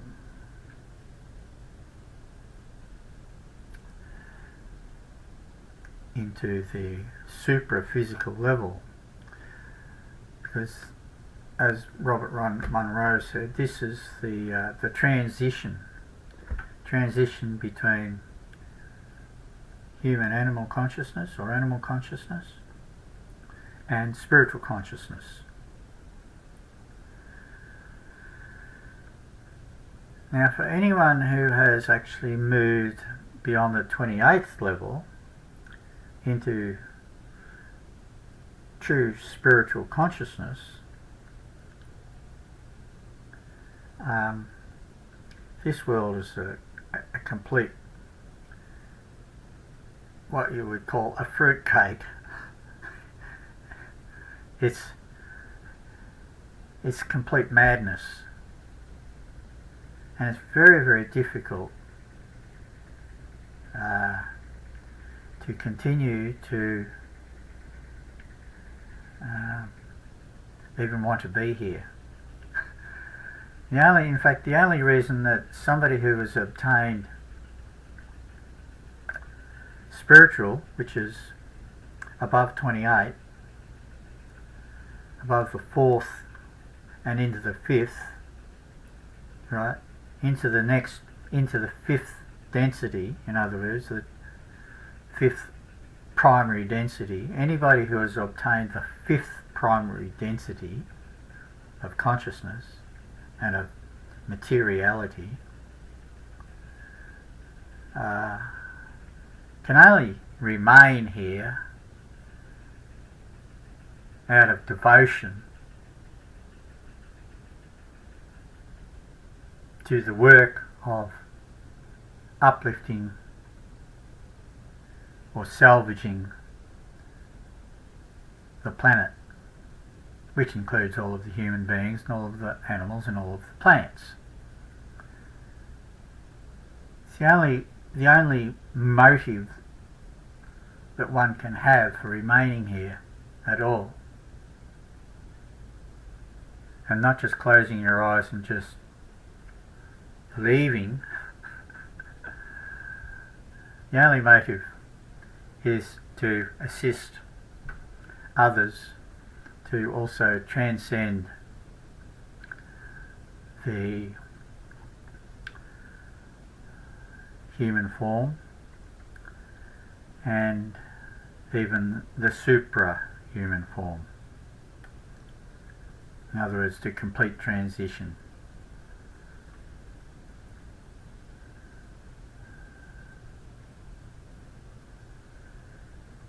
So we are under the planet is under threat, has been for quite some thousands of years. And this began quite some thousands of years ago. There are different accounts about how this began. Some say that it began 450 something thousand years ago when a Syrian race came here and began to manipulate human DNA for their own purposes, to create a type of human which they themselves could then more easily inhabit with their superphysical forms. So you get a superphysical form from another planet, and you then enter with your as a superphysical creature, you then enter the corporeal form of the planet.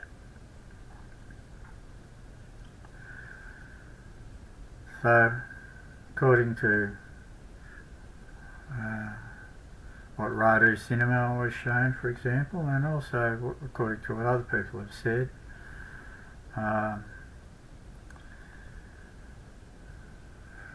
this happened 450 odd thousand years ago.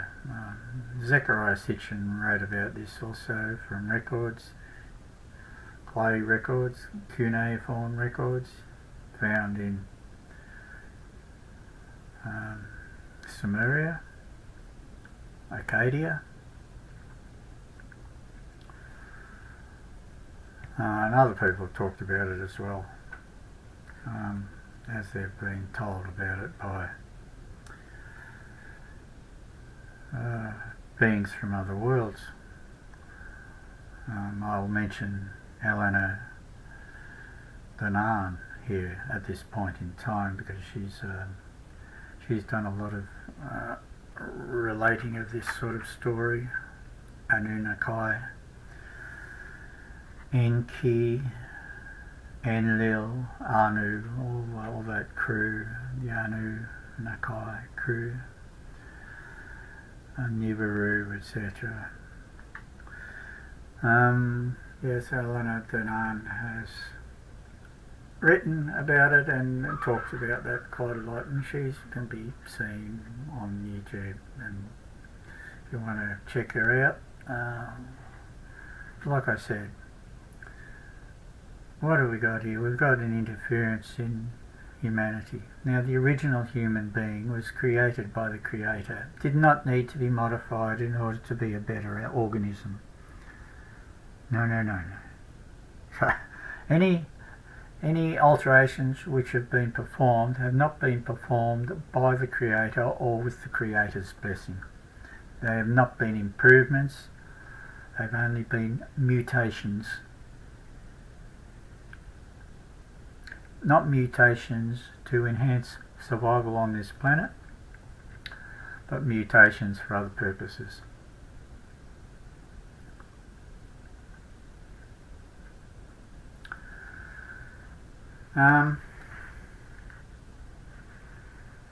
Which comes back to the hijack. So it seems that hijacking has been performed here not by one particular species of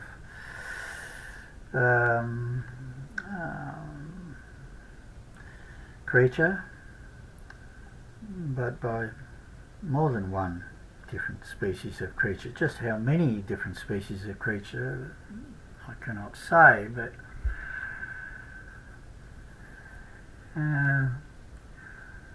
certainly we know of tall greys and we know of their hybridisation program.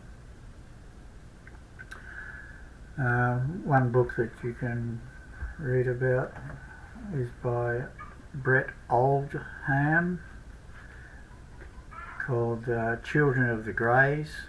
Bret wrote about his abduction experiences and how he's been used in hybrid breeding programs, and he's witnessed a lot of hybrid breeding programs, and how his girlfriend was also used in hybrid breeding programs, and how these hybrid breeding programs run in the family. So certain strains of DNA that have been developed over long periods of time continue to get utilised by these tall greys.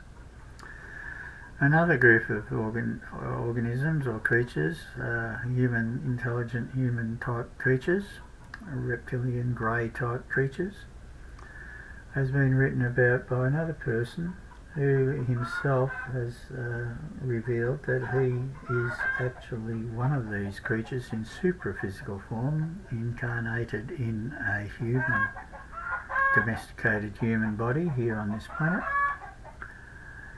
His name is Alec Newald, Newald, Alec, A-L-E-C. Alec wrote a book called Cocreation,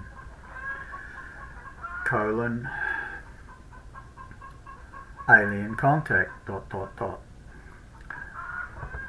And Alec can be seen talking on YouTube.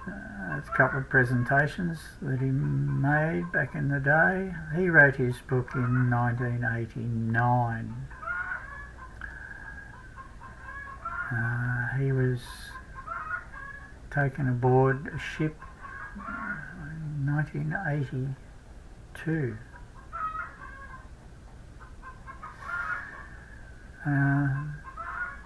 He went to another planet. He was taken to another world, a small desert world, which was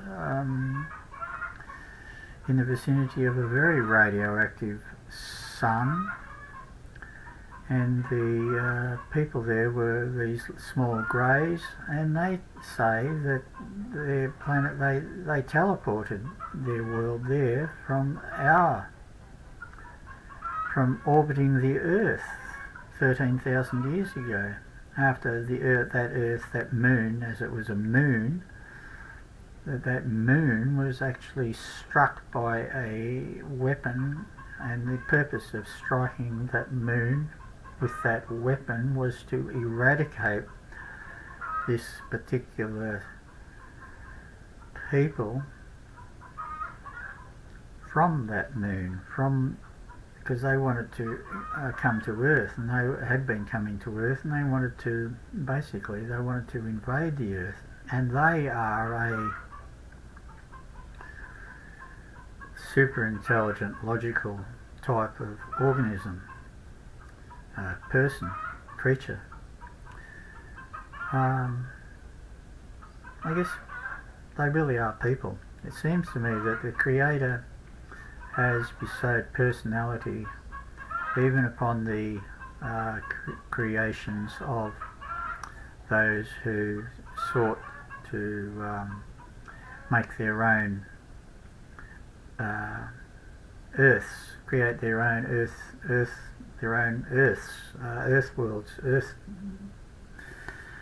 ecosystems. The absolute creator of all, the absolute eternal infinite creator, bestows personality on all life forms, all creations of life, bestows mind and spirit upon all creations of life. It's just depending on the actual workmanship, the actual perfection of the organism, of the life system. Depends on how good or how successful these organisms are at surviving. And these little graves, which Alec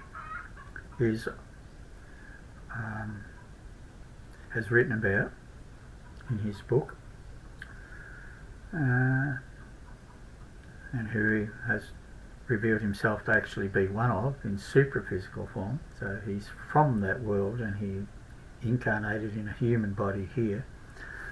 That Alec has revealed that they are also conducting a hybridization program because they want to continue to exist. And who wouldn't, right? Because this is one of the fundamental urge of life, is to continue to exist. All plants, all animals have this urge to procreate, to continue to exist. It's like the fundamental intelligence of all mind.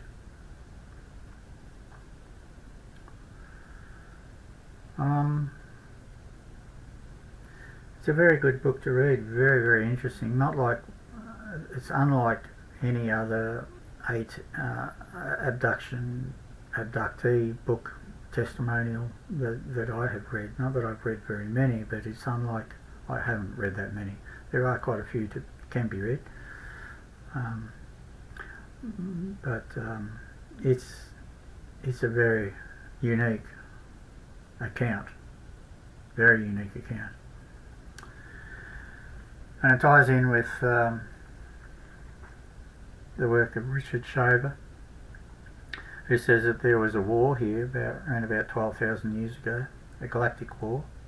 And other people have talked about a galactic war. Quite a lot of other people have talked about a galactic war,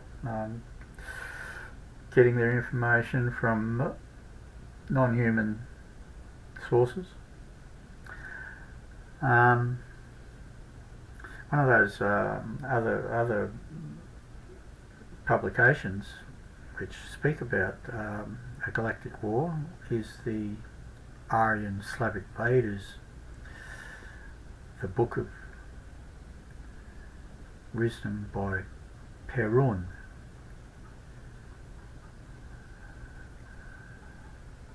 Also called the Perun Santis, Santies,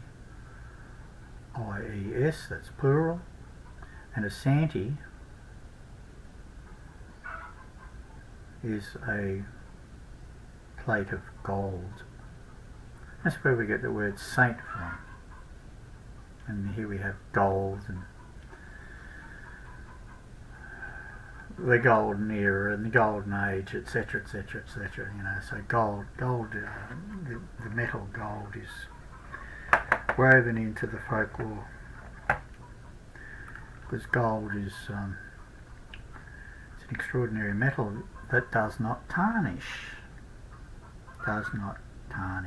It does not oxidize. Does not react with oxygen. One of the few metals which does not react with oxygen. Gold.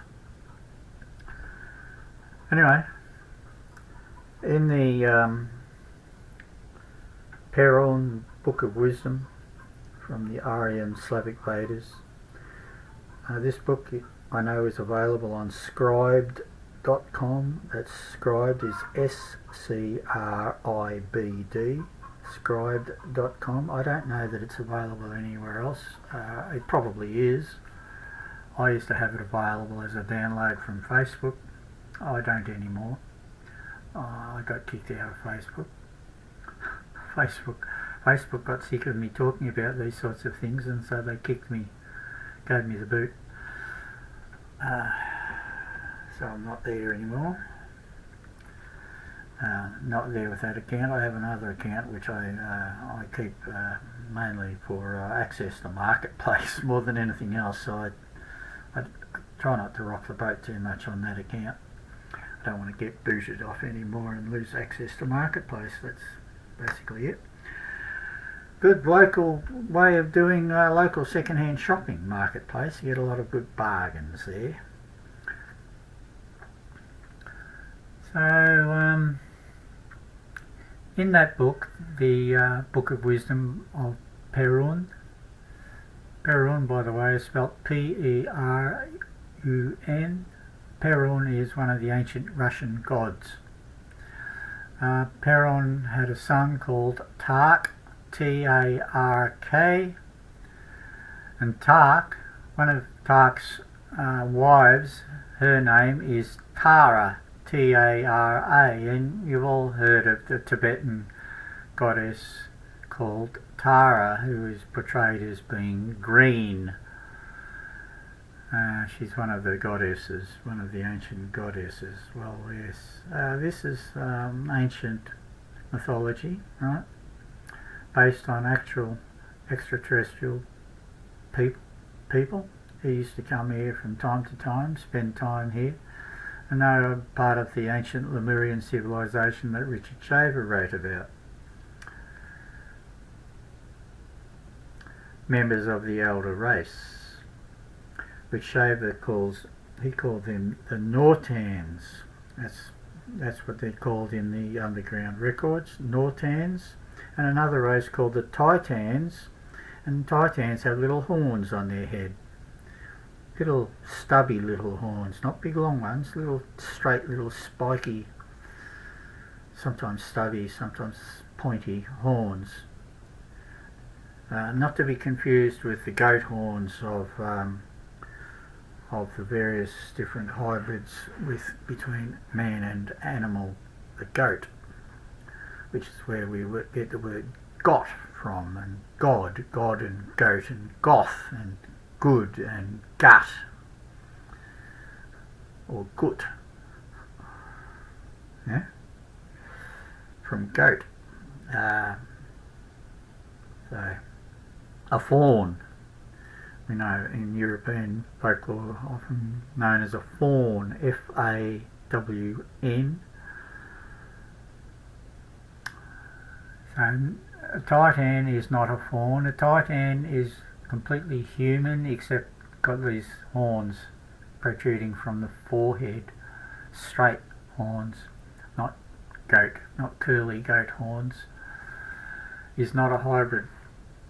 Is a pure species, a pure type of humanity, a pure type of man. Elder race. Two elder races, the Nortans and the Titans. Tark and Perun, I think, were Nortans, although they may have been Titans. Richard Shaver did not talk about Perun and Tark. They are talked about in the Aryan Slavic Vedas, but they are not described. It is not mentioned whether they had horns or not. But it was Tark who attacked these little greys who were living on one of the moons of Earth. Yes, there were more than one moon. There were two moons back then. The one we still have, and this other smaller moon, which the little greys that were living on it, they called it Haven, because it was a haven to them.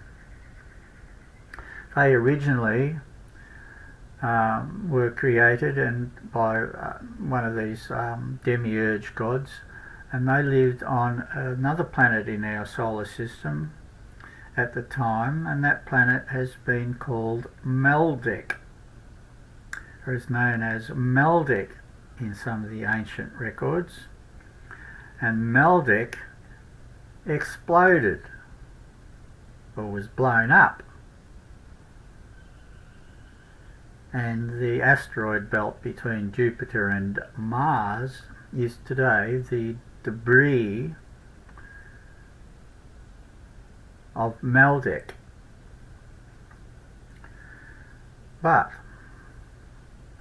according to the Vedas, some of that debris fell to this earth that we are living on.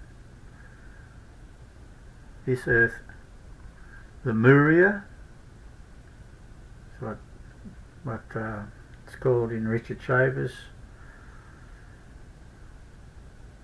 stories, but is called Midgard in the Aryan Slavic Vedas. And these are the asteroids which fell to Earth 13,000 years ago and caused such terrific destruction, even more than the actual cosmic war and the weapons that we used in the cosmic war caused. Now this that Alec, this world, this little planet that Alec Newald was taken to and shown around, he was shown a huge canyon on that little world. He was also told about the history going back 13,000 years of how it used to be a moon, how, about Meldek and these ultra-logical little greys. They actually destroyed Meldek. It was their planet.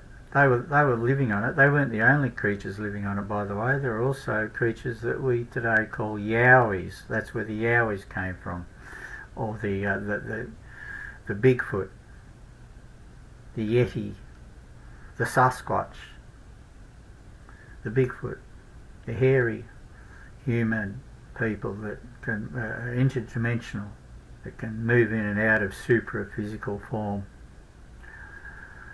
to our chemical form here, our corporeal form, move in and out of the corporeal zone. Sasquatch can, Yeti, Yowie. We call them Yowies here in Australia. So they're all over the place. They're from Meldek. They were living on Meldek at the time. It seems that they were the original species, created species on that planet, created there by the Creator himself. So Meldek was an Earth, much like this is an Earth, and a fabricated or newly created by demiurge created type of creature, a little grey creature, type reptilian, hairless, highly intelligent because of their logical minds, non-emotional, super brains, you could say, super brainy, and they developed technology, and they actually ended up, but they weren't that smart because they actually, with the use of their technology, they managed to blow themselves up. Not before some of them escaped, first to Mars, where they colonised Mars. They built pyramids on Mars. This is pyramid technology. And then from Mars they used to travel, so they had space travel technology. That's how they got from Meldek to Mars before Meldek actually blew up. Most of them died on Meldek, but a lot of them escaped to Mars. And then from Mars they travelled to the moon because they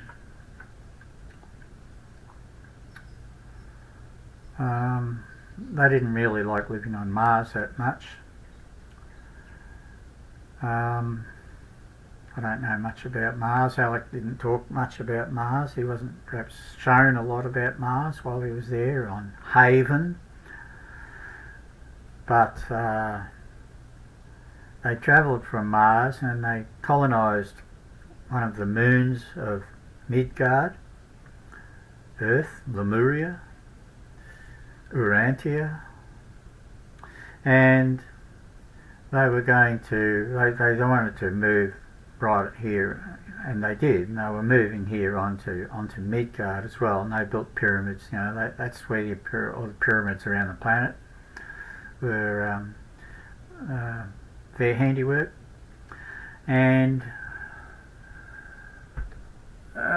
so they were getting ready for a full-scale invasion of Midgard, and Tark decided to hit them with a huge weapon to try and destroy them before they launched their full-scale invasion.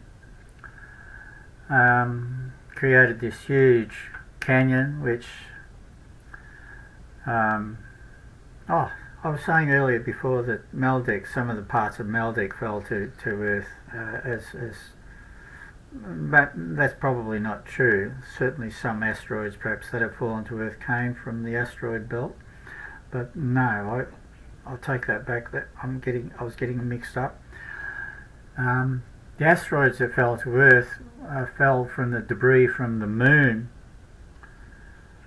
which the debris was lodged by this weapon that Tark fired at them, at this moon, Fata, which they call Haven. The little grey is called Haven.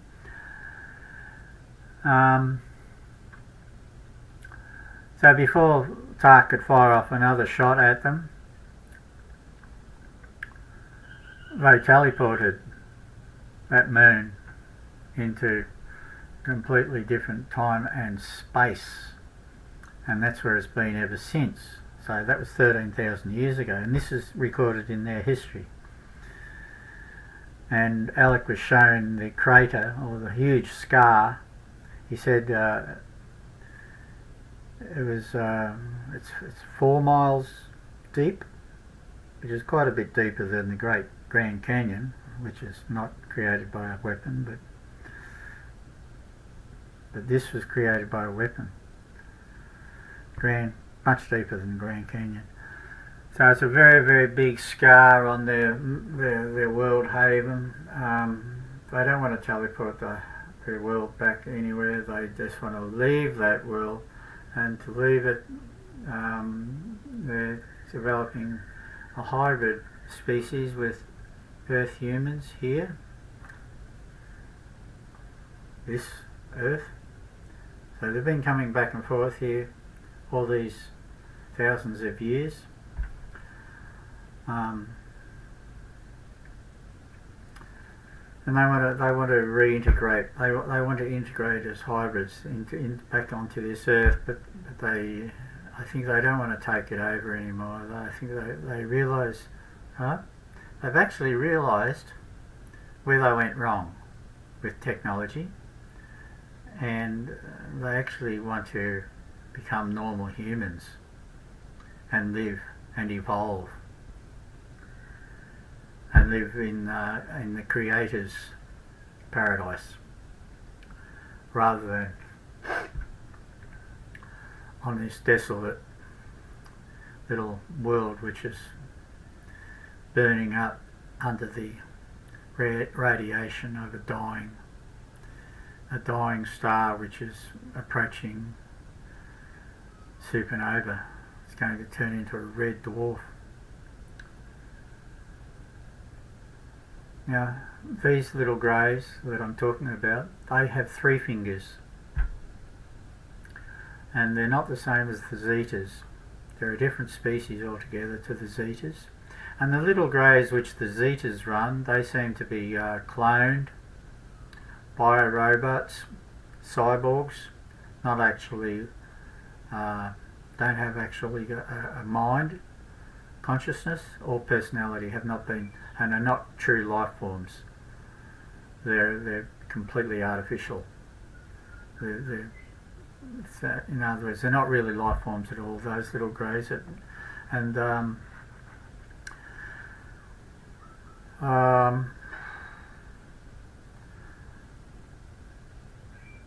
They accompany the tall greys, the Zetas, and maybe there are other tall greys apart from the Zetas called the Matra. Some people have talked about, including Eleanor Danan. She has talked about these Matra. And talked about other reptilian type of animals as well, beings, people as well.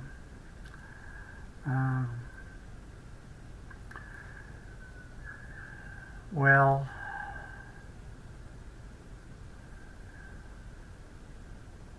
the hybrid program from the little greys with the 3 fingers doesn't seem to be posing a threat. They want to integrate. They just want to live.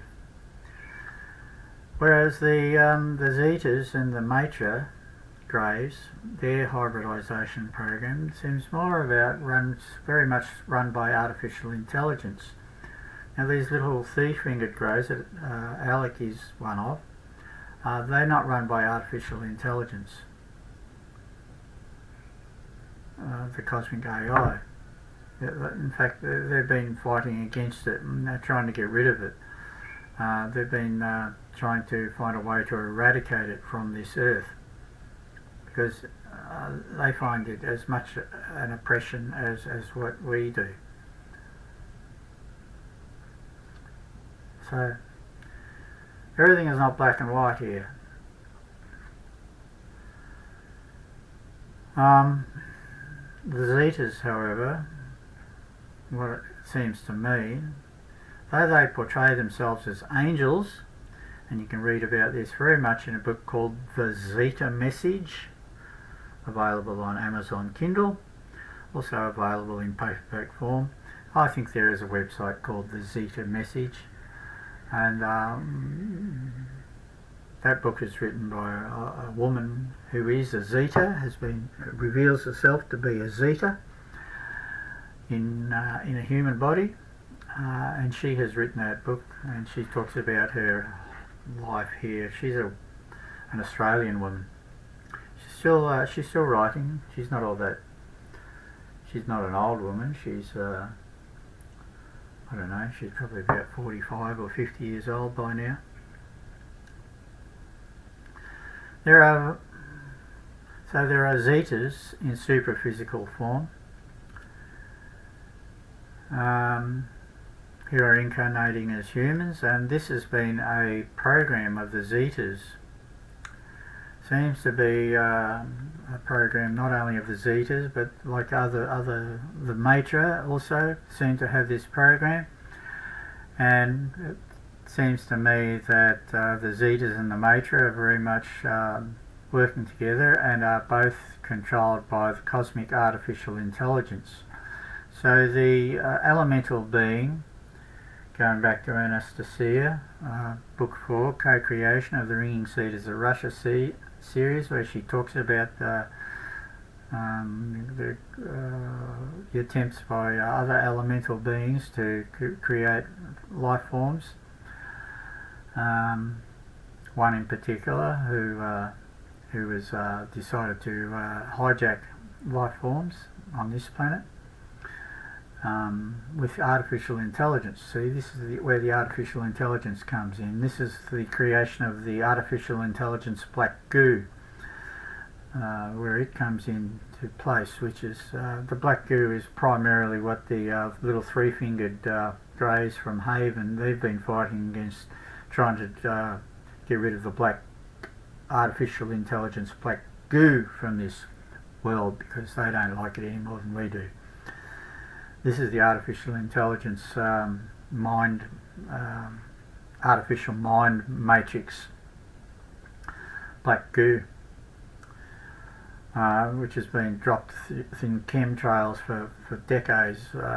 Artificial intelligence humans, secret space program people have been depositing this artificial intelligence black goo all over the planet through chemtrails. When you see a grey or a brown, it's more of a brown, looks like smog coloured, yucky sort of browny grey chemtrail. I haven't seen one for a long time. I have seen them though. But it tends to show up on the horizon when the light hits these chemtrails. Because when they're closer to the horizon, you can see them. Because as we all know, light changes. That's why we get sunrises and sunsets. You know, the colours of the sunrise and sunset. That's because the light refracts. You get the refractive colours from light, and the colour is brown. These chemtrails are brown, they're not white or light grey. That's the black goo. So we've all been affected with this artificial intelligence through black goo and through nanobots, which is another thing to do with chemtrails as well. A person who's said most about this, as far as I'm aware, who's written about it and talked about it most, is a man called Harald Kortzweiler. Harald, that's Harald, Kortz with a K, Kautz hyphen Vela, V-E, or Weller, V-E-L-L-A. Check out the work of Harold. Harold's is a physicist, and he has done a lot of work with black goo, both natural black goo from this earth and this artificial digital wavelength form black goo. Yes, it has square wavelength. It doesn't have a sinusoidal signature. It has a digital signature. Binary. That's the word I was looking for earlier. Binary. It has a binary signature. Binary intelligence. Which you'll find these super logic artificial creatures, they tend to have a binary logic, binary intelligence, off or on, this or that, black and white, all or nothing. And they're like supercomputers. Their minds are like supercomputers. They operate in a digital way, just like the latest Intel chip works. The cosmic artificial intelligence, however, works on the supraphysical level, and is even so it has more power than a mere electronics. So the artificial intelligence computer system of cosmic origin, designed by an elemental, the demiurge, and it runs. It's self-sustaining, self-perpetuating. It harvests energy, infrared light energy. It runs on infrared light energy, not on electricity, but on infrared light energy.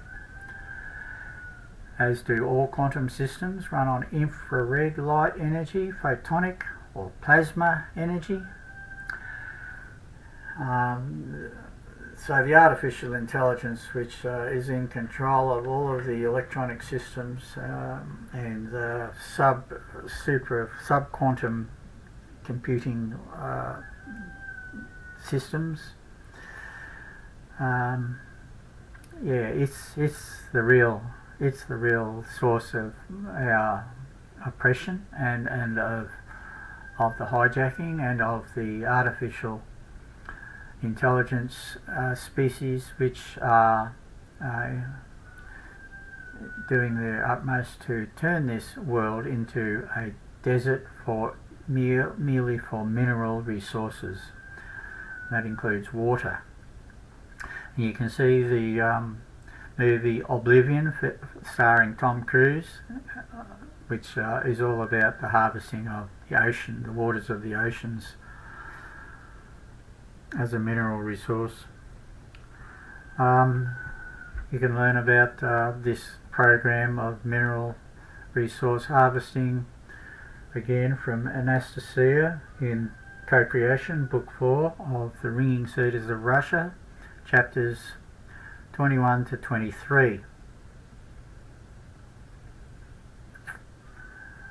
where she reveals the plot for human-looking artificial humans, let's call them, artificial intelligence controlled humans that look very much like us. In fact, probably the DNA template for this particular species of human, which we may call sometimes tall whites. Heard of the term tall whites? Tall whites are often seen with these little robotic greys, not the three-fingered variety, but the four-fingered variety, clone type little cyborg greys, which are also accompany the Zetas, or the tall greys, which includes the Matres, probably, since it seems to me that the Matres don't expose themselves so much, if at all, but the Zetas certainly do interact with human beings. Abductees talk about tall greys, and I believe these to be the Zeta reticuli. Zeta reticuli from the Aryan system. I think that's right. Anyway, Zeta reticuli system is a star system. You can learn a lot about this stuff through YouTube. There's lots of people talking about it.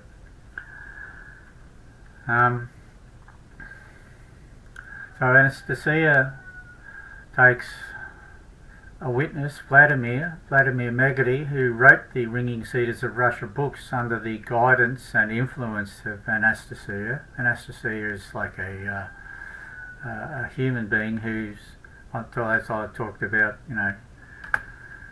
human beings can, and as Robert Ronmeyer elucidates so well in his book Far Journeys, human beings have 7 densities, or 49 levels that they can reach to, beginning with the first levels of the plant, 1 through to 7 plants, 8 through to 14 animals, 15 through to 21 human animals, 22 through to 28 supraphysical humans, no longer human animals, beyond the animal level of existence, and then into the truly spiritual human beings, another 2 dimensions there.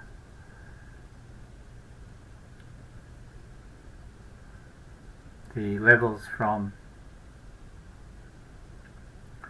29 through to 35.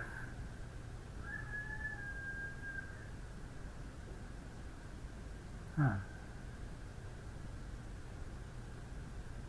29 through to 35.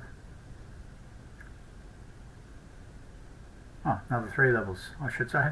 29 through to 35, 35 through to 42, and 42 through to 49. Yeah, so 49 levels altogether. So Anastasia is way up there in the higher levels. She's a spiritual human being, so she's beyond 28.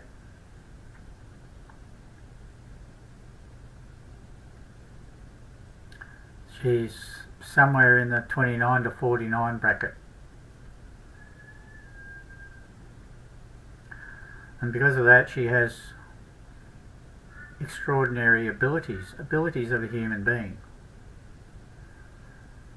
and she's not a domesticated, well, she's somewhat domesticated, but she's very little domesticated. She is from very ancient stock human beings. So she hasn't, her lineage, her blood lineage, her DNA is not from any humans which have come about in the last 10,000 years.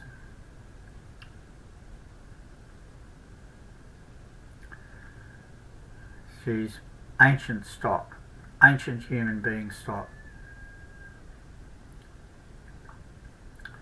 She's far more purebred, she's far more wild, she's able to survive in the wild, she's able to regulate her body temperature, she can walk around in the Arctic winter of Siberia without any clothes on and not get cold.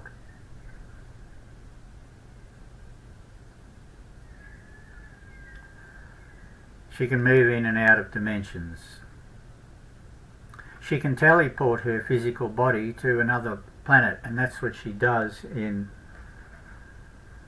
with Vladimir, when she took Vladimir to another planet and showed him these Nordic-like,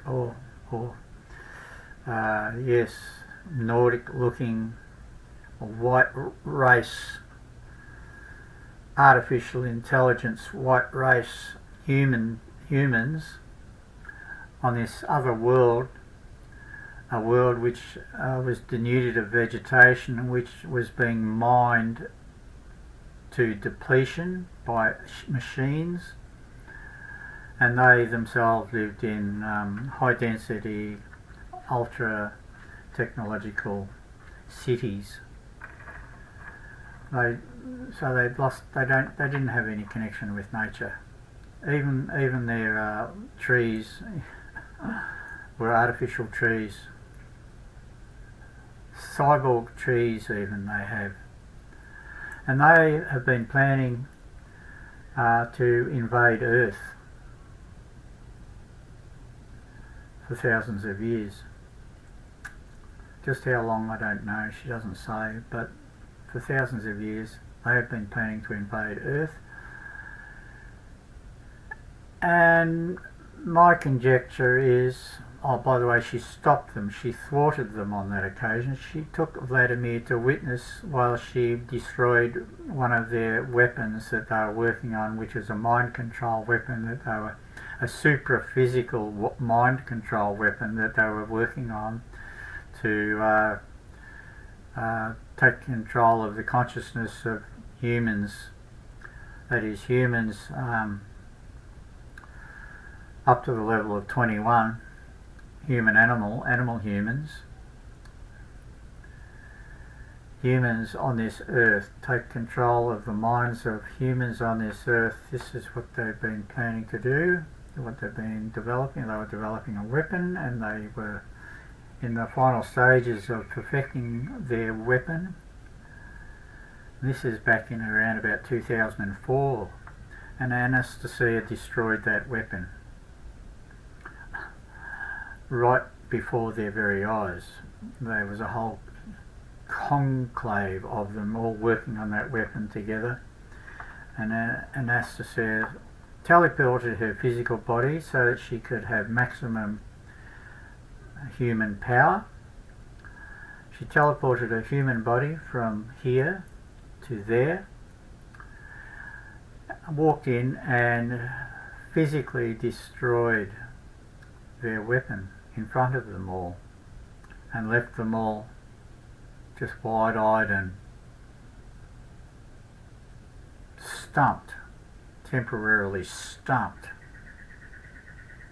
as the saying goes. That's what we say in Australia. Stumped means stopped, dead. Stumped probably comes from the word when you make a stump out of a tree. You cut the tree down, you just leave the stump. It's also a term that we use in cricket, because we have stumps, and if you're stumped, that means you've been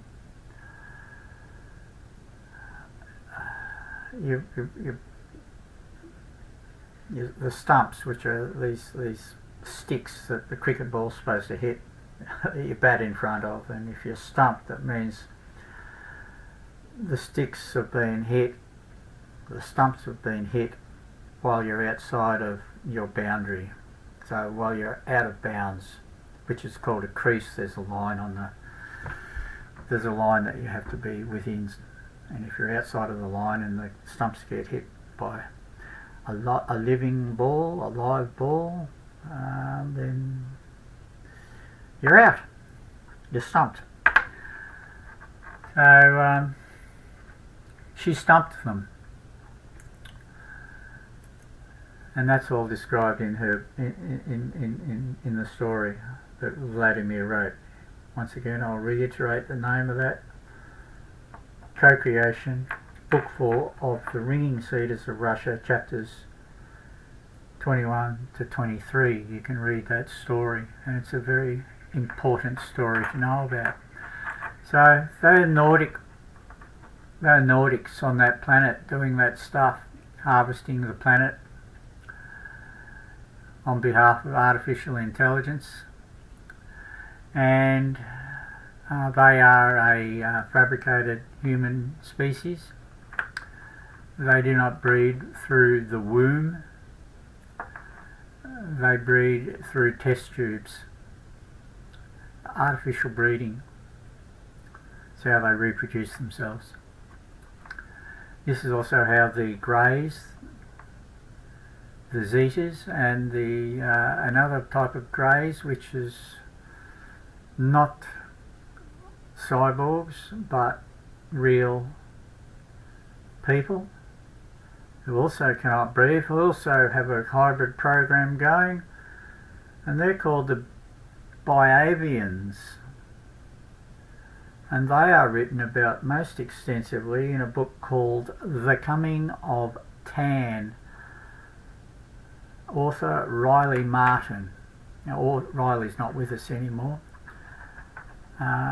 That book is also available on Amazon Kindle, and I strongly recommend that you purchase that book, The Coming of Tan, T-A-N. And Riley describes numerous ET species, all under the mind control of artificial intelligence, and those species include mantids, reptilians without tails, water humans or mermen, mermaids, mermen, a jelly type blob kind of creature, another creature which cannot breathe without a certain type of apparatus hanging off its head, and Richard Shaver also encountered those ETs in his studies and had drew the pictures of that on one of his for one of his publications. So a picture of that particular species that Riley Martin described can be found on one of Richard Shaver's books, publications, Ray Martin's publications, I should say, but Richard's works were published in by Ray as Amazing Stories, the Shaver Mysteries. They're like super brains. Riley described them as super brains. All in all, Riley described a council of 7. So another one of those species that he described, and he called them the Dorians. D-O-R-I-A-N, Dorian. Like Orion, but with a D on the front of it, and an A instead of an O, or instead of Orion, it's Orian. Dorian. You can talk about them in like Greek mythology, and I think usually it's pronounced Dorian. but I pronounce the I as a hard I, not as an E. I pronounce the letter Y as E, as in funny, sexy, silly, E. And I pronounce the I as I. So, and Tyre. I have been saying Anastasia, but I would probably pronounce that Anastasia. I live in a country called Australia, but I would properly pronounce it Australia. Australia. This is to do with language, about sound forms, about programming. This is another topic, but language, or the bastardization of language, the altering of language, is another way that mind control has been exerted, that sabotage has been implemented amongst humanity. Apart from breeding programs, there's also been all of this mind control stuff to do with spelling, language, written language, spoken language. And a lot of people have also onto that and have been talking about that and writing about that as well. Richard Shaver outlined the original Man-Tong language of the elder races. The elder races are not artificially controlled, not mind controlled, not part of the artificial intelligence program. However, and we'll get back to this now, however, the mind control program was instituted here on the surface world, and it did become implemented by the Nortans, by the elder race, and the Titans, Nortans and Titans, by the elder races. It did get implemented here also as a means of controlling the population, because the population started to go a bit crazy, a bit insane. And the reason why it started to go insane was because our sun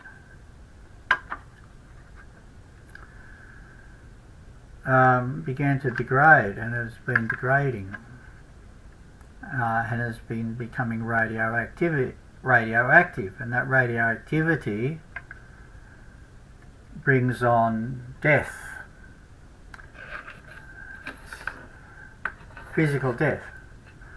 And because they'd all come here originally in order to escape physical death,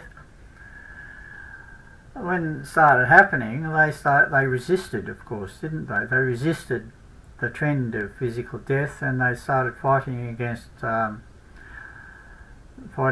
inflow of radiation from the sun. Not 100% successfully. The resistance against the radiation and against the death process, which is a natural, inherent part of creation, life and death. They'd escaped it for thousands and thousands of years, millions of years actually. They had not been subject, they'd been living here on this extraordinarily beautiful, young, vital planet with its young sun producing nothing but life and growth and almost no decay, and they'd revelled in it, and they'd lost their ability, ability to adapt to death. I mean, conscious ability, still in their DNA, but their conscious ability, they'd lost it in consciousness. So they just become light beings, obsessed with light, and darkness was something that they learned to avoid. So through artificial light and through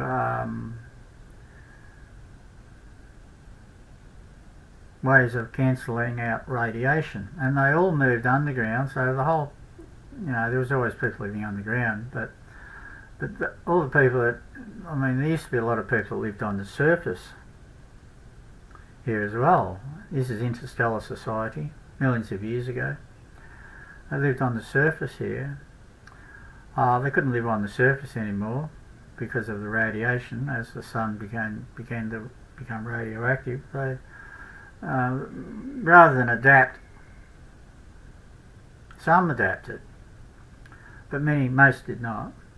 So rather than, generally speaking, in other words, rather than adapt to the radiation of the sun and adapt consciously to the reality of life and death, they resisted and went underground and developed air purification systems and hid out of the way of the solar radiation, using the earth, surface of the earth as a shield, and they moved deep into the earth, deep, many kilometres, hundreds of kilometres deep down into the earth. And of course they can do this because they're super physical beings, and the earth, once you go down deeper, it becomes super physical. It's not lava and fire, it doesn't remain, it goes into plasma. It's plasma. Once you go a certain depth into the earth, you don't have the four states of matter anymore. You don't have solid, liquid, gas, the three states of matter. You don't have the three states anymore. You get plasma as well. It goes into plasma, and beyond plasma, plasma is super ionized electronic particles moving at extraordinarily rapid pace because of the high amount of infrared energy that is contained within it. Supraphysical. So supraphysical levels, they lived on supraphysical levels deep into the superphysical earth. So beyond plasma you've got superphysical.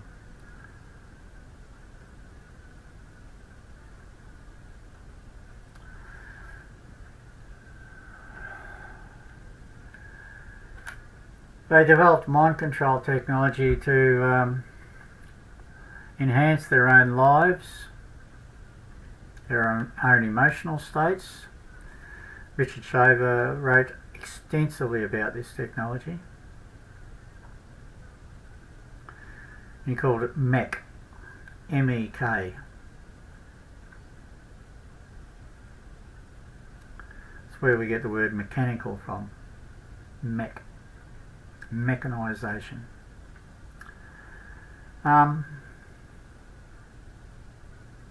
Mind control became a part of the management of the masses. Of course, you've got to understand now everybody's living in enclosed spaces as well, cities, and experiments with rats. Very famous experiments back in 1956 about rat populations. I forget the name. Mick somebody. What was his name? Like McFarlane or McAllister or something. Anyway, one of those Mick surnames. He did experiments with rats back in 1956, and he showed that when rats are enclosed in a high density population, they go insane. They go insane, they lose their ability to breed.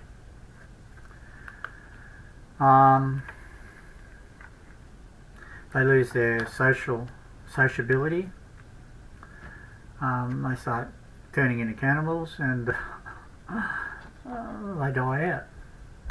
So this also would have happened in the underground cities of Lemuria thousands of years ago, were it not for the MEK, enhancements to experience, to human experience. Vril, V-R-I-L, Vril technology.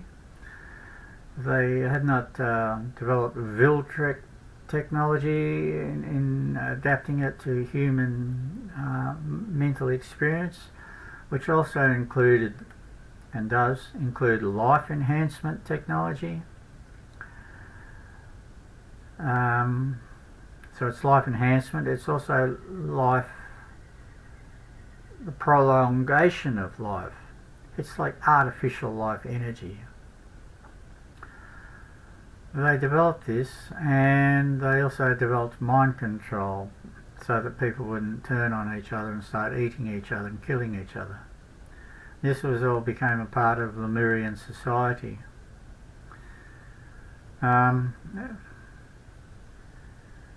So not only was there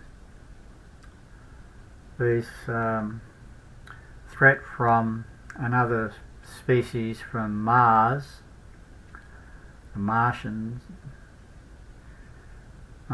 people, they weren't original Martians, they originally weren't anyone. They were fabricated and they were installed on Maldek originally, and then they moved to Mars, and then they moved to the Moon, and they were moving to Earth.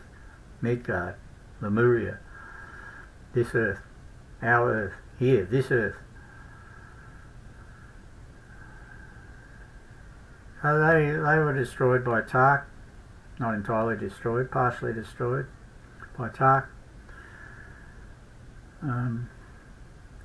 But also there was a rebellion which occurred amongst the humans, the interstellar humans, because the mind control stuff got taken over, and a rebellion occurred, and the mind control was used in a way which was able to threaten the very existence of interstellar society, human society here, which mostly, like I said, mostly was underground.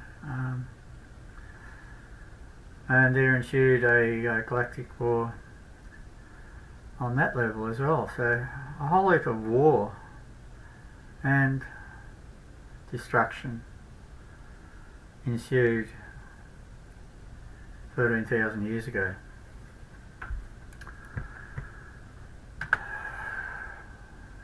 And after the dust settled, it took about 3,000 years, the dust settled, and the ice age ended. After the dust settled, the glaciers began to melt, the sea levels rose some 400 feet, it is believed.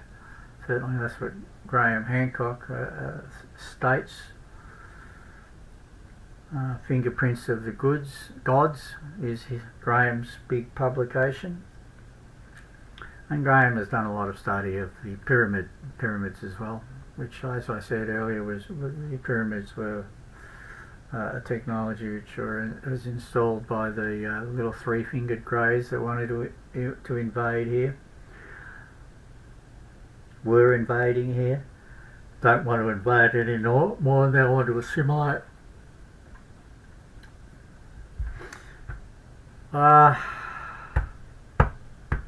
Yeah, so in the last 10,000 years, most of the stuff that we see today has been done in the last 10,000 years. After the dust settled and the glaciers were able to melt because the sun was able to shine again, and the heat of the sun was able to reach the surface of the earth once more, and heat up the atmosphere and the earth and melt the ice. Most of the ice, not all of the ice. Of course, you know there's still ice in Antarctica and still ice up in the Arctic Circle, and you know we still get snow and all that sort of thing. By the way, the Earth was tilted on its axis 13,000 years ago, as well as a result of the large chunks of rock blasted from Fata, or Haven as the little greys call it, blasted from fatter, large asteroids which hit this Earth. They hit it so hard they actually caused the planet to tilt on its axis. They caused an imbalance. Of course, you got huge lumps of rock hitting the Earth, impacting it, pushing it, in other words, pushing it off its axis, and never did regain its axis, affecting it electromagnetically. The North Pole shifted, electromagnetic North Pole shifted, and so the planet stabilised as it is today, tilted. Still spins, now spins on the same axis, spins on the same axis that it used to do, but that axis is tilted, right? It's 23 degrees, around about 23 degrees, it's tilted. And that's why we have summer and winter. There used to be no summer and winter. The planet used to spin on an axis which was perpendicular, completely perpendicular to the orbit, in the same way that other planets in the solar system rotate on an axis and do not have winter and summer. Mars, Jupiter, Saturn, Neptune, Pluto, Mercury, Venus. Only Earth is tilted, I think. I'm not sure about Pluto. Pluto has it's a bit of a strange one. I think it has a retrograde. It goes around the sun in the opposite direction to all the other planets. So that's another interesting phenomenon. Some explanation for that, of course. But getting back to Earth, so Earth's axis, not only was Earth plunged into darkness by the huge dust and ash cloud that occurred here when the debris from Fata hit the surface, and this is quite apart from the terrible damage that was done by the mech, the super energy weapons that were being wielded on a galactic by these interstellar people in a war, both underground and above ground here.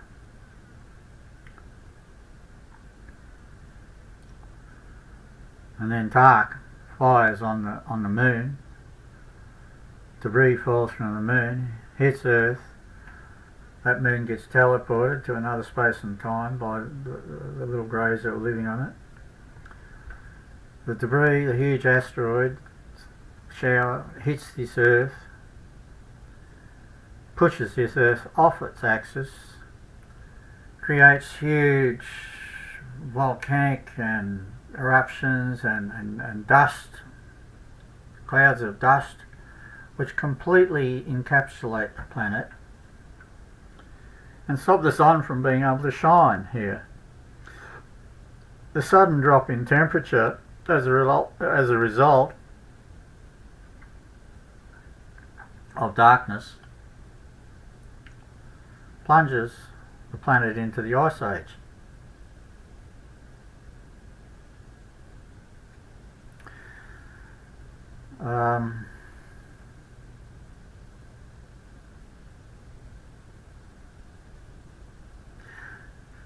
It seems to me that more ice, more glaciation occurred in the northern hemisphere than in the southern hemisphere. Now, I don't know why that is. I haven't even got a speculative idea on that.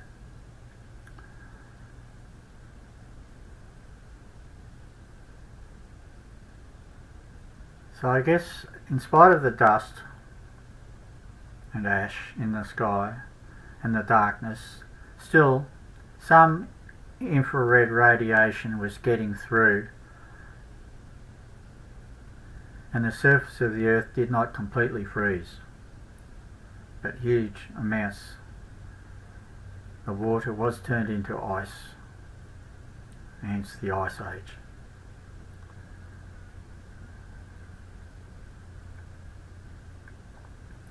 And the glaciers.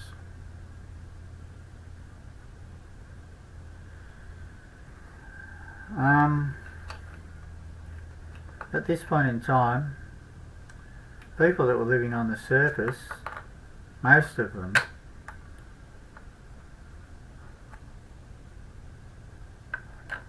from what I can gather, went underground. So the underground, what was left of the underground, there was still a lot left of the underground, in spite of there been a lot of wars, a lot of battles that happened underground, but there was still underground cities which did not get touched by war. Now everybody knew about the underground cities back in those days. In fact, if you look at, have a look at a picture of Yggdrasil, the Tree of Life, the Nordic or Scandinavian Tree of Life.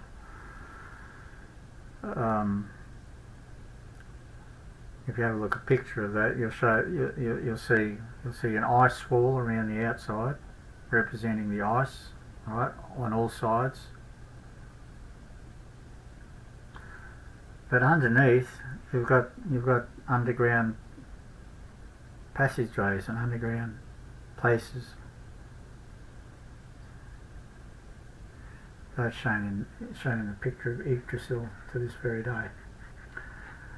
And Richard Shaver, of course, he's lived in one of these underground, well, not just one, more than one of these underground cities for 8 years, back in the 1940s. Early 1940s, maybe late 1930s, early 1940s, while the Second World War was on.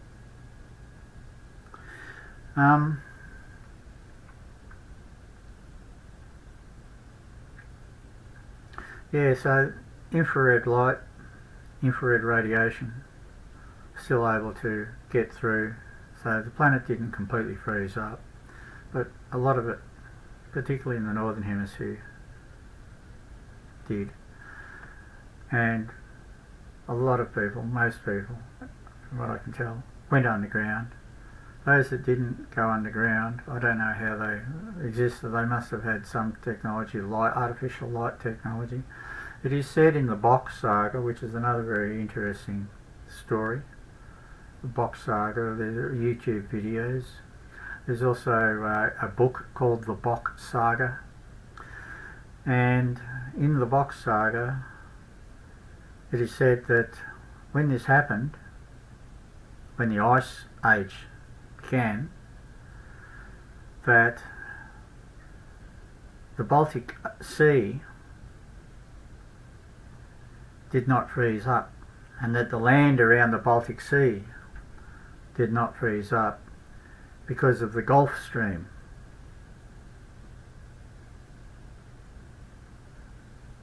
And that people continued to live around the Baltic Sea and on islands of the Baltic Sea, one such island being Gotland, or Goatland, the land of the goats, or the Goths, the goat people. Because the goat people were fauns, so they're people that came up from underground at some stage. I think probably came up from underground, but anyway, Richard Shaver writes about the very forms, as he calls them.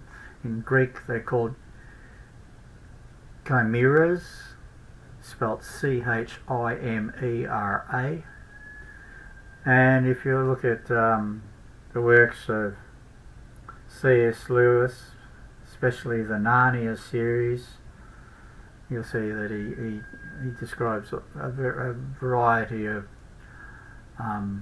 human-animal hybrids, which is the folklore from these thousands of years ago. Now, Richard Strieber says in his works, various different works, he writes about human-animal hybrids. He calls them variforms, as in variable, variations in form. And he certainly describes the goat-human hybrid.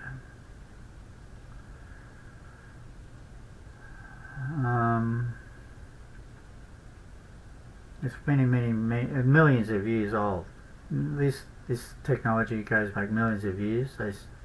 The light-loving interstellar people that came here millions of years ago, long time ago,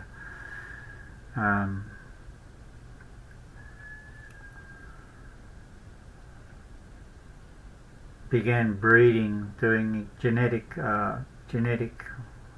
experimentation, probably initially, because they were losing the ability to breed naturally as a result of the artificial intelligence coming in, and as a result of degradation of their gene pool.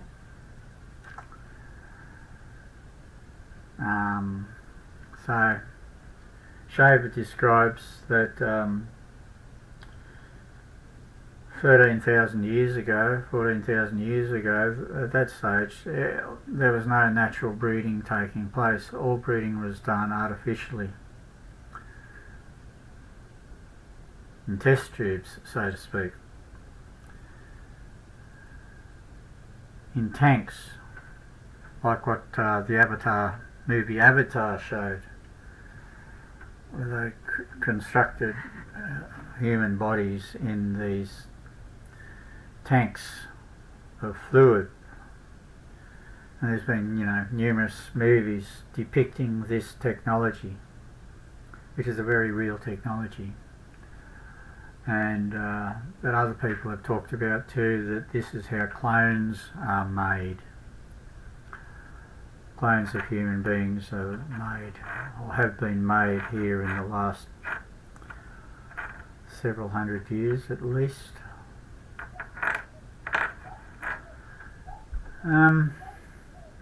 So it's a very ancient technology. Cloning, genetic engineering, artificial breeding. This was going on in the interstellar society of Lemuria, leading up to the war and the great catastrophe of 13,000 years ago.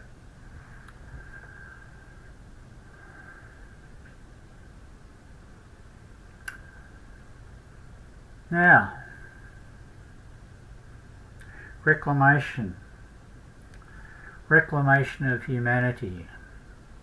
From the artificial intelligence invasion, which is all about turning humans into cyborgs, and artificial breeding, and the mining of all of the minerals out of this earth, as revealed by Anastasia. This is being fostered by an artificial human species that look very much like us, look like the white race, look like the Nordics, the Dorians, described by Riley Martin in his book The Coming of Tan. All artificial intelligence chipped, controlled. They don't breed normally, everything's done via artificial breeding, and this is the transhumanist movement which we're now facing as an imminent threat,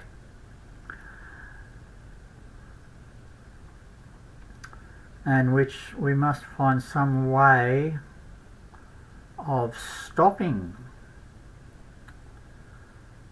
of preventing from reaching fruition. Otherwise it's all over Red Rover for man on this planet, and really for this planet, full stop. All animal life, all plant life will be removed, and this planet will be gutted as a mine and nothing else, and then left hollowed out a dead planet. It will be a dead planet, another dead planet. There are dead planets out there where this has occurred to, and this is described in the Aryan Slavic Vedas, written about in the Book of Wisdom of Perun, that quite a number of planets have had this done, and other people also have said that this has been done. Other people these days getting information. I don't know if it's real information, but certainly this theme is being reiterated, that planets get destroyed by this artificial intelligence machine intent on pillaging all of the creators, the real creator, the master creator, pillaging the master creator's creations. Reclamation.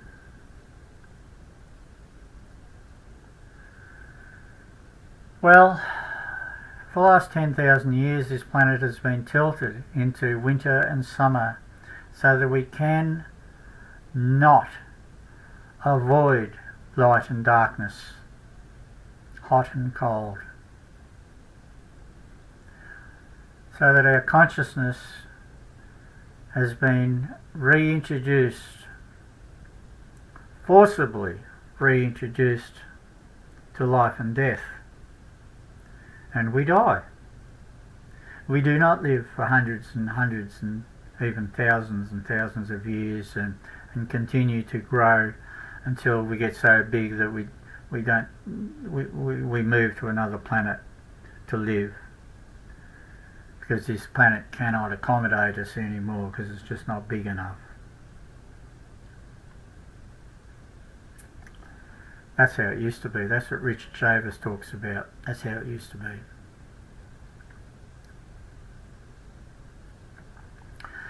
No, because the sun is radioactive, and this is a natural development for the sun,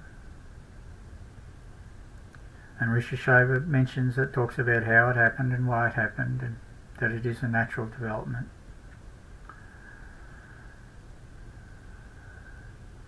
We don't resist it. We haven't been able to resist it.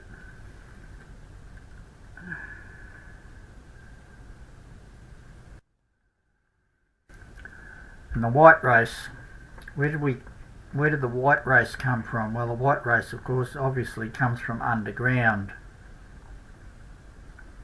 Obviously. Comes from a place where there was no sunlight. So, the white race, which is the interstellar race, I'll not say it's the only interstellar race. Possibly there are, maybe the dark race, or the dark skin race, is also an interstellar race. I know Nikolai Levashov believed that that is the case. But I won't get into that. That's another story. If you want to read up what Nikolai Levashov has to read, you can read up on his stories, his books published on on the website that still bears his name. Levashov, Levashov, and I'll put these links under the video description when I publish the video. Quite a few different links I can list. So since the Ice Age, since the ice retreated and human interstellar human beings ventured up from underground and began to mix with some of the old people. Like I said, some people didn't go underground but continued to live on in Scandinavia around the Baltic Sea. They didn't go underground. They didn't need to. They didn't have to escape the ice. And they had artificial light. They were able to light their way, and somehow they were able to cope with the dust. And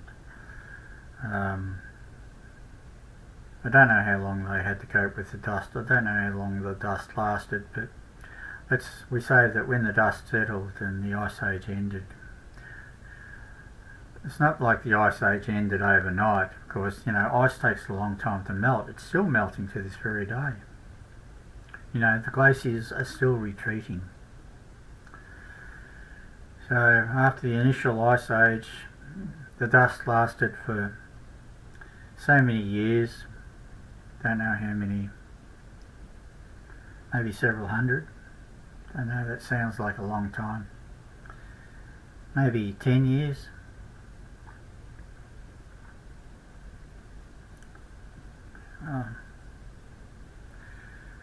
If there's anybody out there who's a scientist and can give an educated estimate of how long dust might have stayed floating around in Earth's atmosphere, then I'd appreciate you commenting on that. But for some period of time the dust remained, the dust settled, and the ice began to melt, slowly began to melt. But because the Earth had now been tilted, when we have winters, every winter the ice would refreeze. And still does to this day. You get snowfall, right? You get snow, the snow falls. It can be very deep, that snow. And it happens in the South Pole and it happens in the North Pole, right? It happens in the Arctic and it happens in the Antarctic.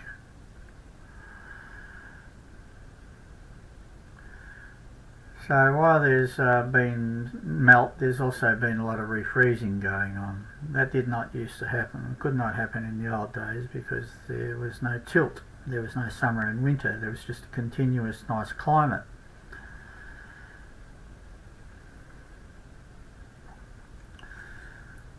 Summer and winter, cold and hot.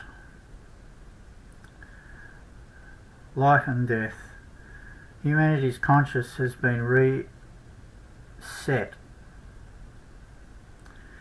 and we've adapted to death, and this is a very important thing.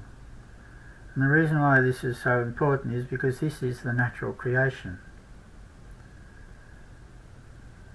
This is what interstellar people fled from to come to Earth millions of years ago. They fled from life and death when a planet was discovered that only had life. Oh, we found a new sun and a beautiful new Earth. Let's move there. And they did. And people moved from many planets to this planet. And that became all tan society. All tans. A tan, integrity, anima, seed. In other words, a real human being, not one of these artificial ones. A real human being. The real human beings, many types, all types of human beings, the all-tan civilization began here millions of years ago because people, hey, just wanted to live without death. Oh, let's go for immortality, you know, physical immortality. It's still a catch cry to this day, physical immortality.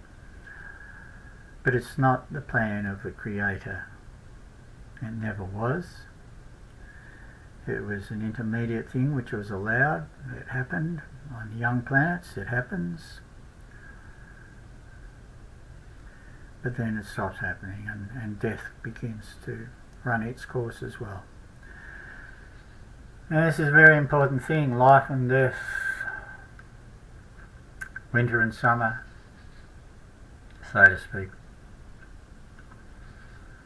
But life and death.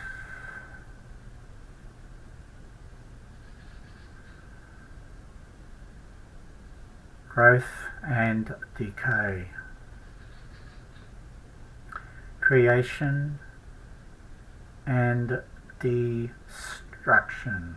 Construction and destruction.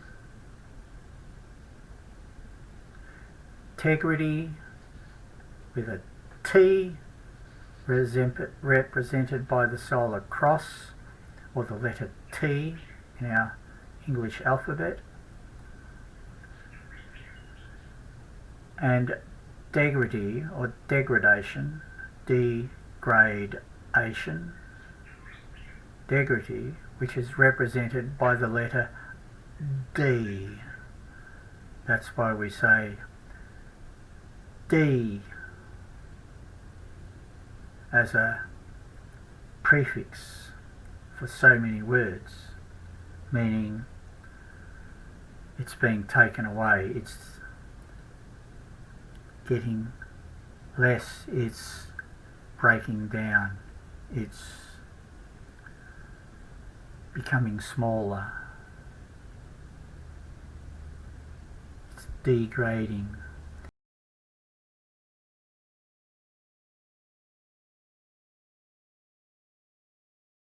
Disintegrating. So D is sometimes spelt with an E, sometimes spelt with an I. Like I said earlier, I has been turned into E.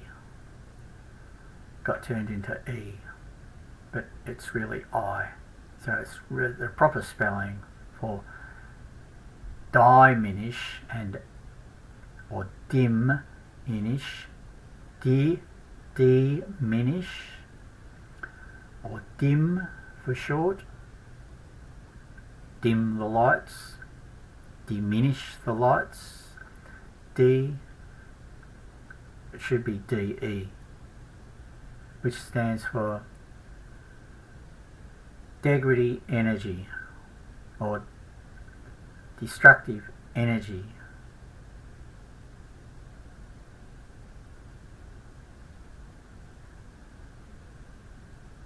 Right? It's an energy. Like radiation. The radiation from our sun, from Sol, from Ea, is constructive. We've got photosynthesis on one hand, but it's also destructive because it's got radiation on the other hand, which causes death.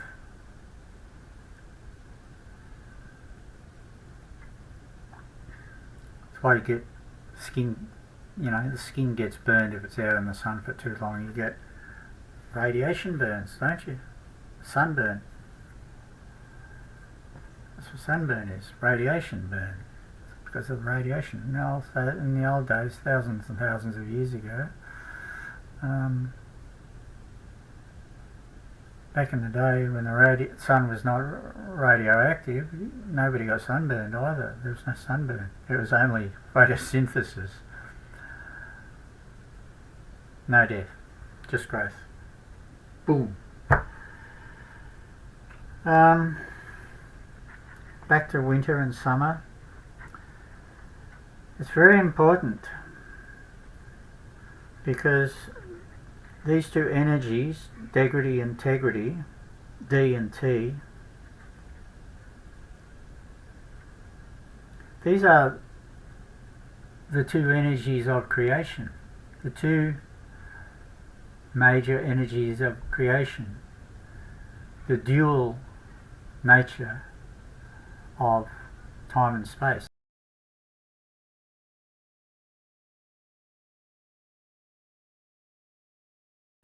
And man created real human beings. There's all sorts of species of human beings, all sorts of species of man, not just on this planet, okay? man, this beautiful creation of the Creator, the real Creator, is to be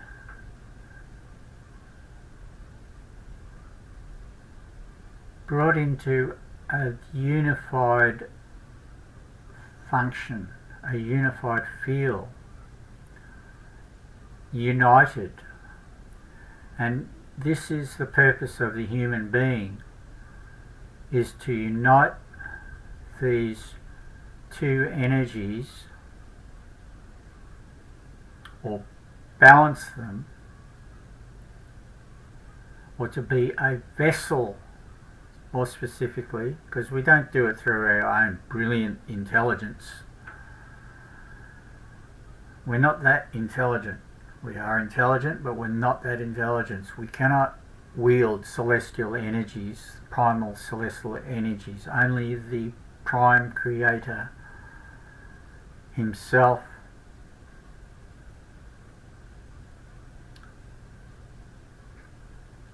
in conjunction with the Prime Creative Spirit herself, the Father and the Mother, the Prime Parents, only they have the ability to unite these two primal energies, forms of construction and destruction, growth and decay. So it's not as though us humans really do it. We don't do it. We don't do the union, but we experience and manifest the union. We are the vessel of manifestation of the union of these two energies, and this is why we were created. This is the purpose of creation. This is why the Creator created creation. It wasn't to experience himself or herself. They already were experiencing themselves. They didn't need to experience themselves. That's just a speculation on the behalf of certain philosophers whose philosophy has been passed on down through the ages and has become quoted to this very day. But it's not the truth. The truth is that we, all of creation, was created for the purpose of uniting the two energies of creation.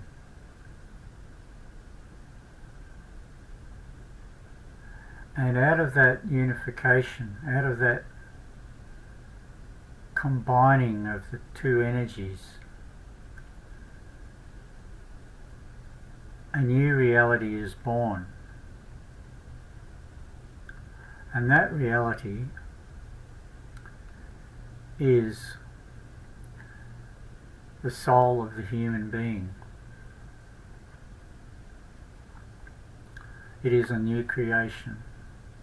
It is a new manifestation in the universes.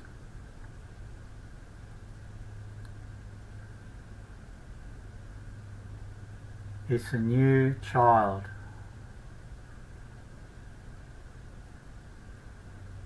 Born from father and mother,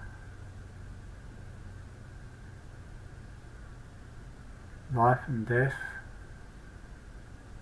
construction and destruction, growth and decay,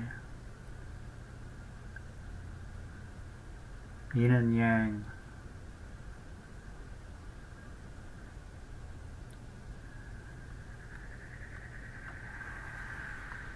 And it is it's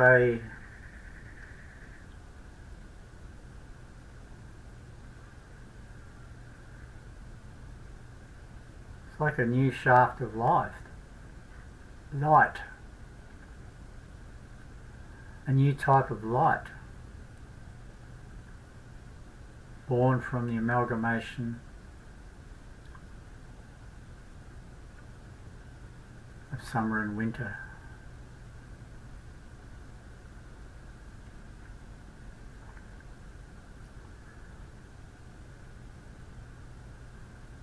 Spring, light, and then this fall. I don't know. Let's get complicated with our metaphors.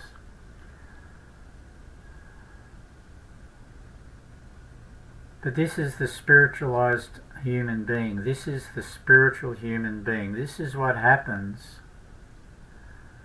after moving beyond the 28th level into the 29th level. So after the transition into the 5th density, this is what the real 5th dimension rhetoric is about. The realm of the soul. And Ekankar made this quite plain. And Ekankar and I think Alice Bailey, she wrote about this, Vedic knowledge. So this is Vedic knowledge about the 5th, the realm of the soul. This is not new knowledge, right? It's not new knowledge. It's been known about. Because when one actually does unite the two energies and become a unified human being, a new creature with a completely new consciousness, and when one understands, oh, so this is what it is to be a human being, this really is what being human is. When one experiences that, then one is also given cosmic information about it, and one knows about the union of opposites and the birth of a new creature, a new human being.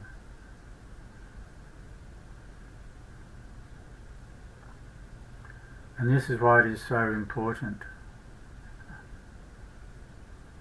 And this new human being has powers like what Anastasia has. This human being, this reborn,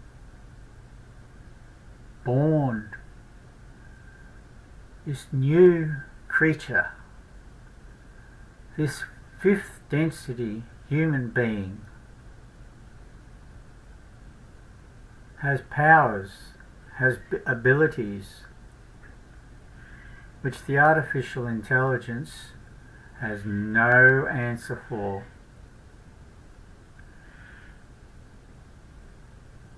And this is how this earth will be freed, is being freed, will be completely freed from artificial intelligence. And this is how Homo sapiens will reclaim the DNA blueprint of the seed of creation, and once more live as the marvellous creature that was created eons ago by Creator on many planets throughout this universe. And if the Urantia or Urantia papers are to be taken seriously,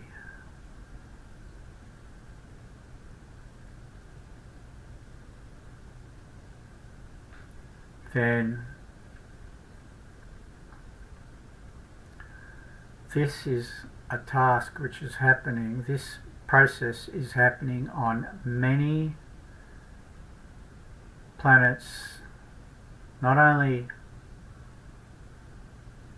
of this Creator,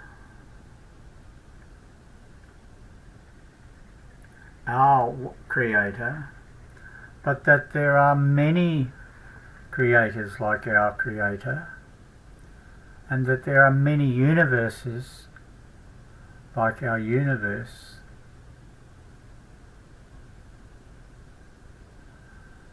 and that normally this sort of shit never happens.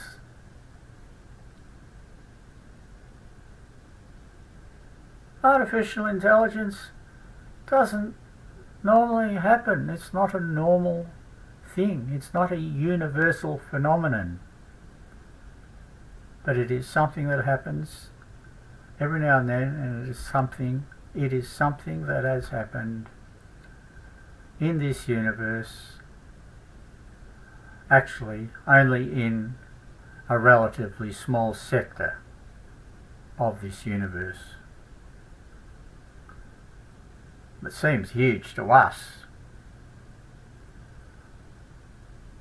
but it's only a small sector of the Milky Way galaxy.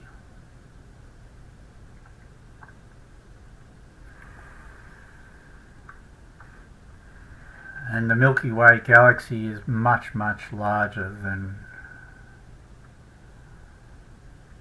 what we can imagine, or what our astronomers can imagine or have or think.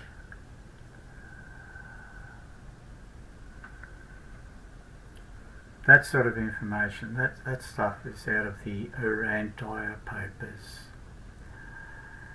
Parts 1 and 2 of the Urantia papers, or Urantia book as it was published in 1955. Really only parts 1 and 2 can I really take seriously. Part 3 is definitely quite bastardized by artificial intelligence and by demons. And part 4 is a fairy tale. Also, quite a fairy tale actually. A nice fairy tale. A lot of beauty in that fairy tale. And a lot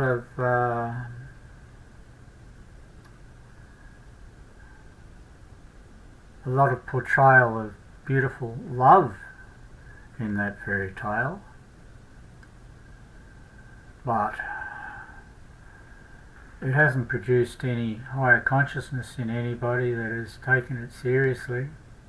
I know this, I can say that. I've been involved with the Urantia book since 1987. It's when I first began reading it. I have nothing to do with the readership, various different reading groups around the planet, because I find that they are all, none of them have any spiritual consciousness, in spite of everything that they've read there's something, or there are things in the Urantia book published in 1955 which sabotage one's ability to actually coherently put together the truth that is contained, otherwise contained in that book in the form of words.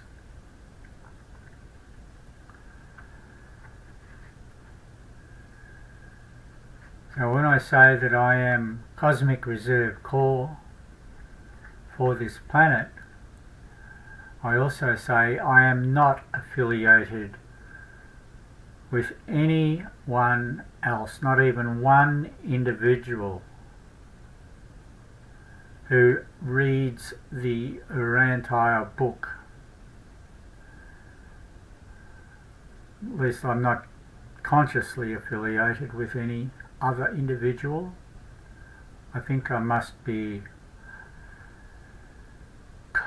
unconsciously affiliated with at least some other individuals who are also active cosmic reservists for this planet per the fifth epochal revelation portrayed and yet bastardized in the Urantia book published in 1955 by Urantia Foundation.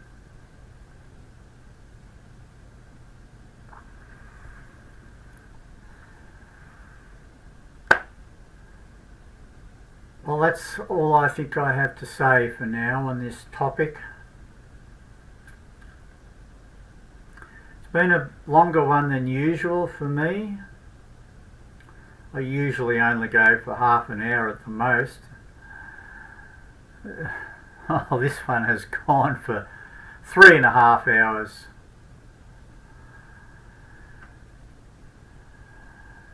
Bye for now.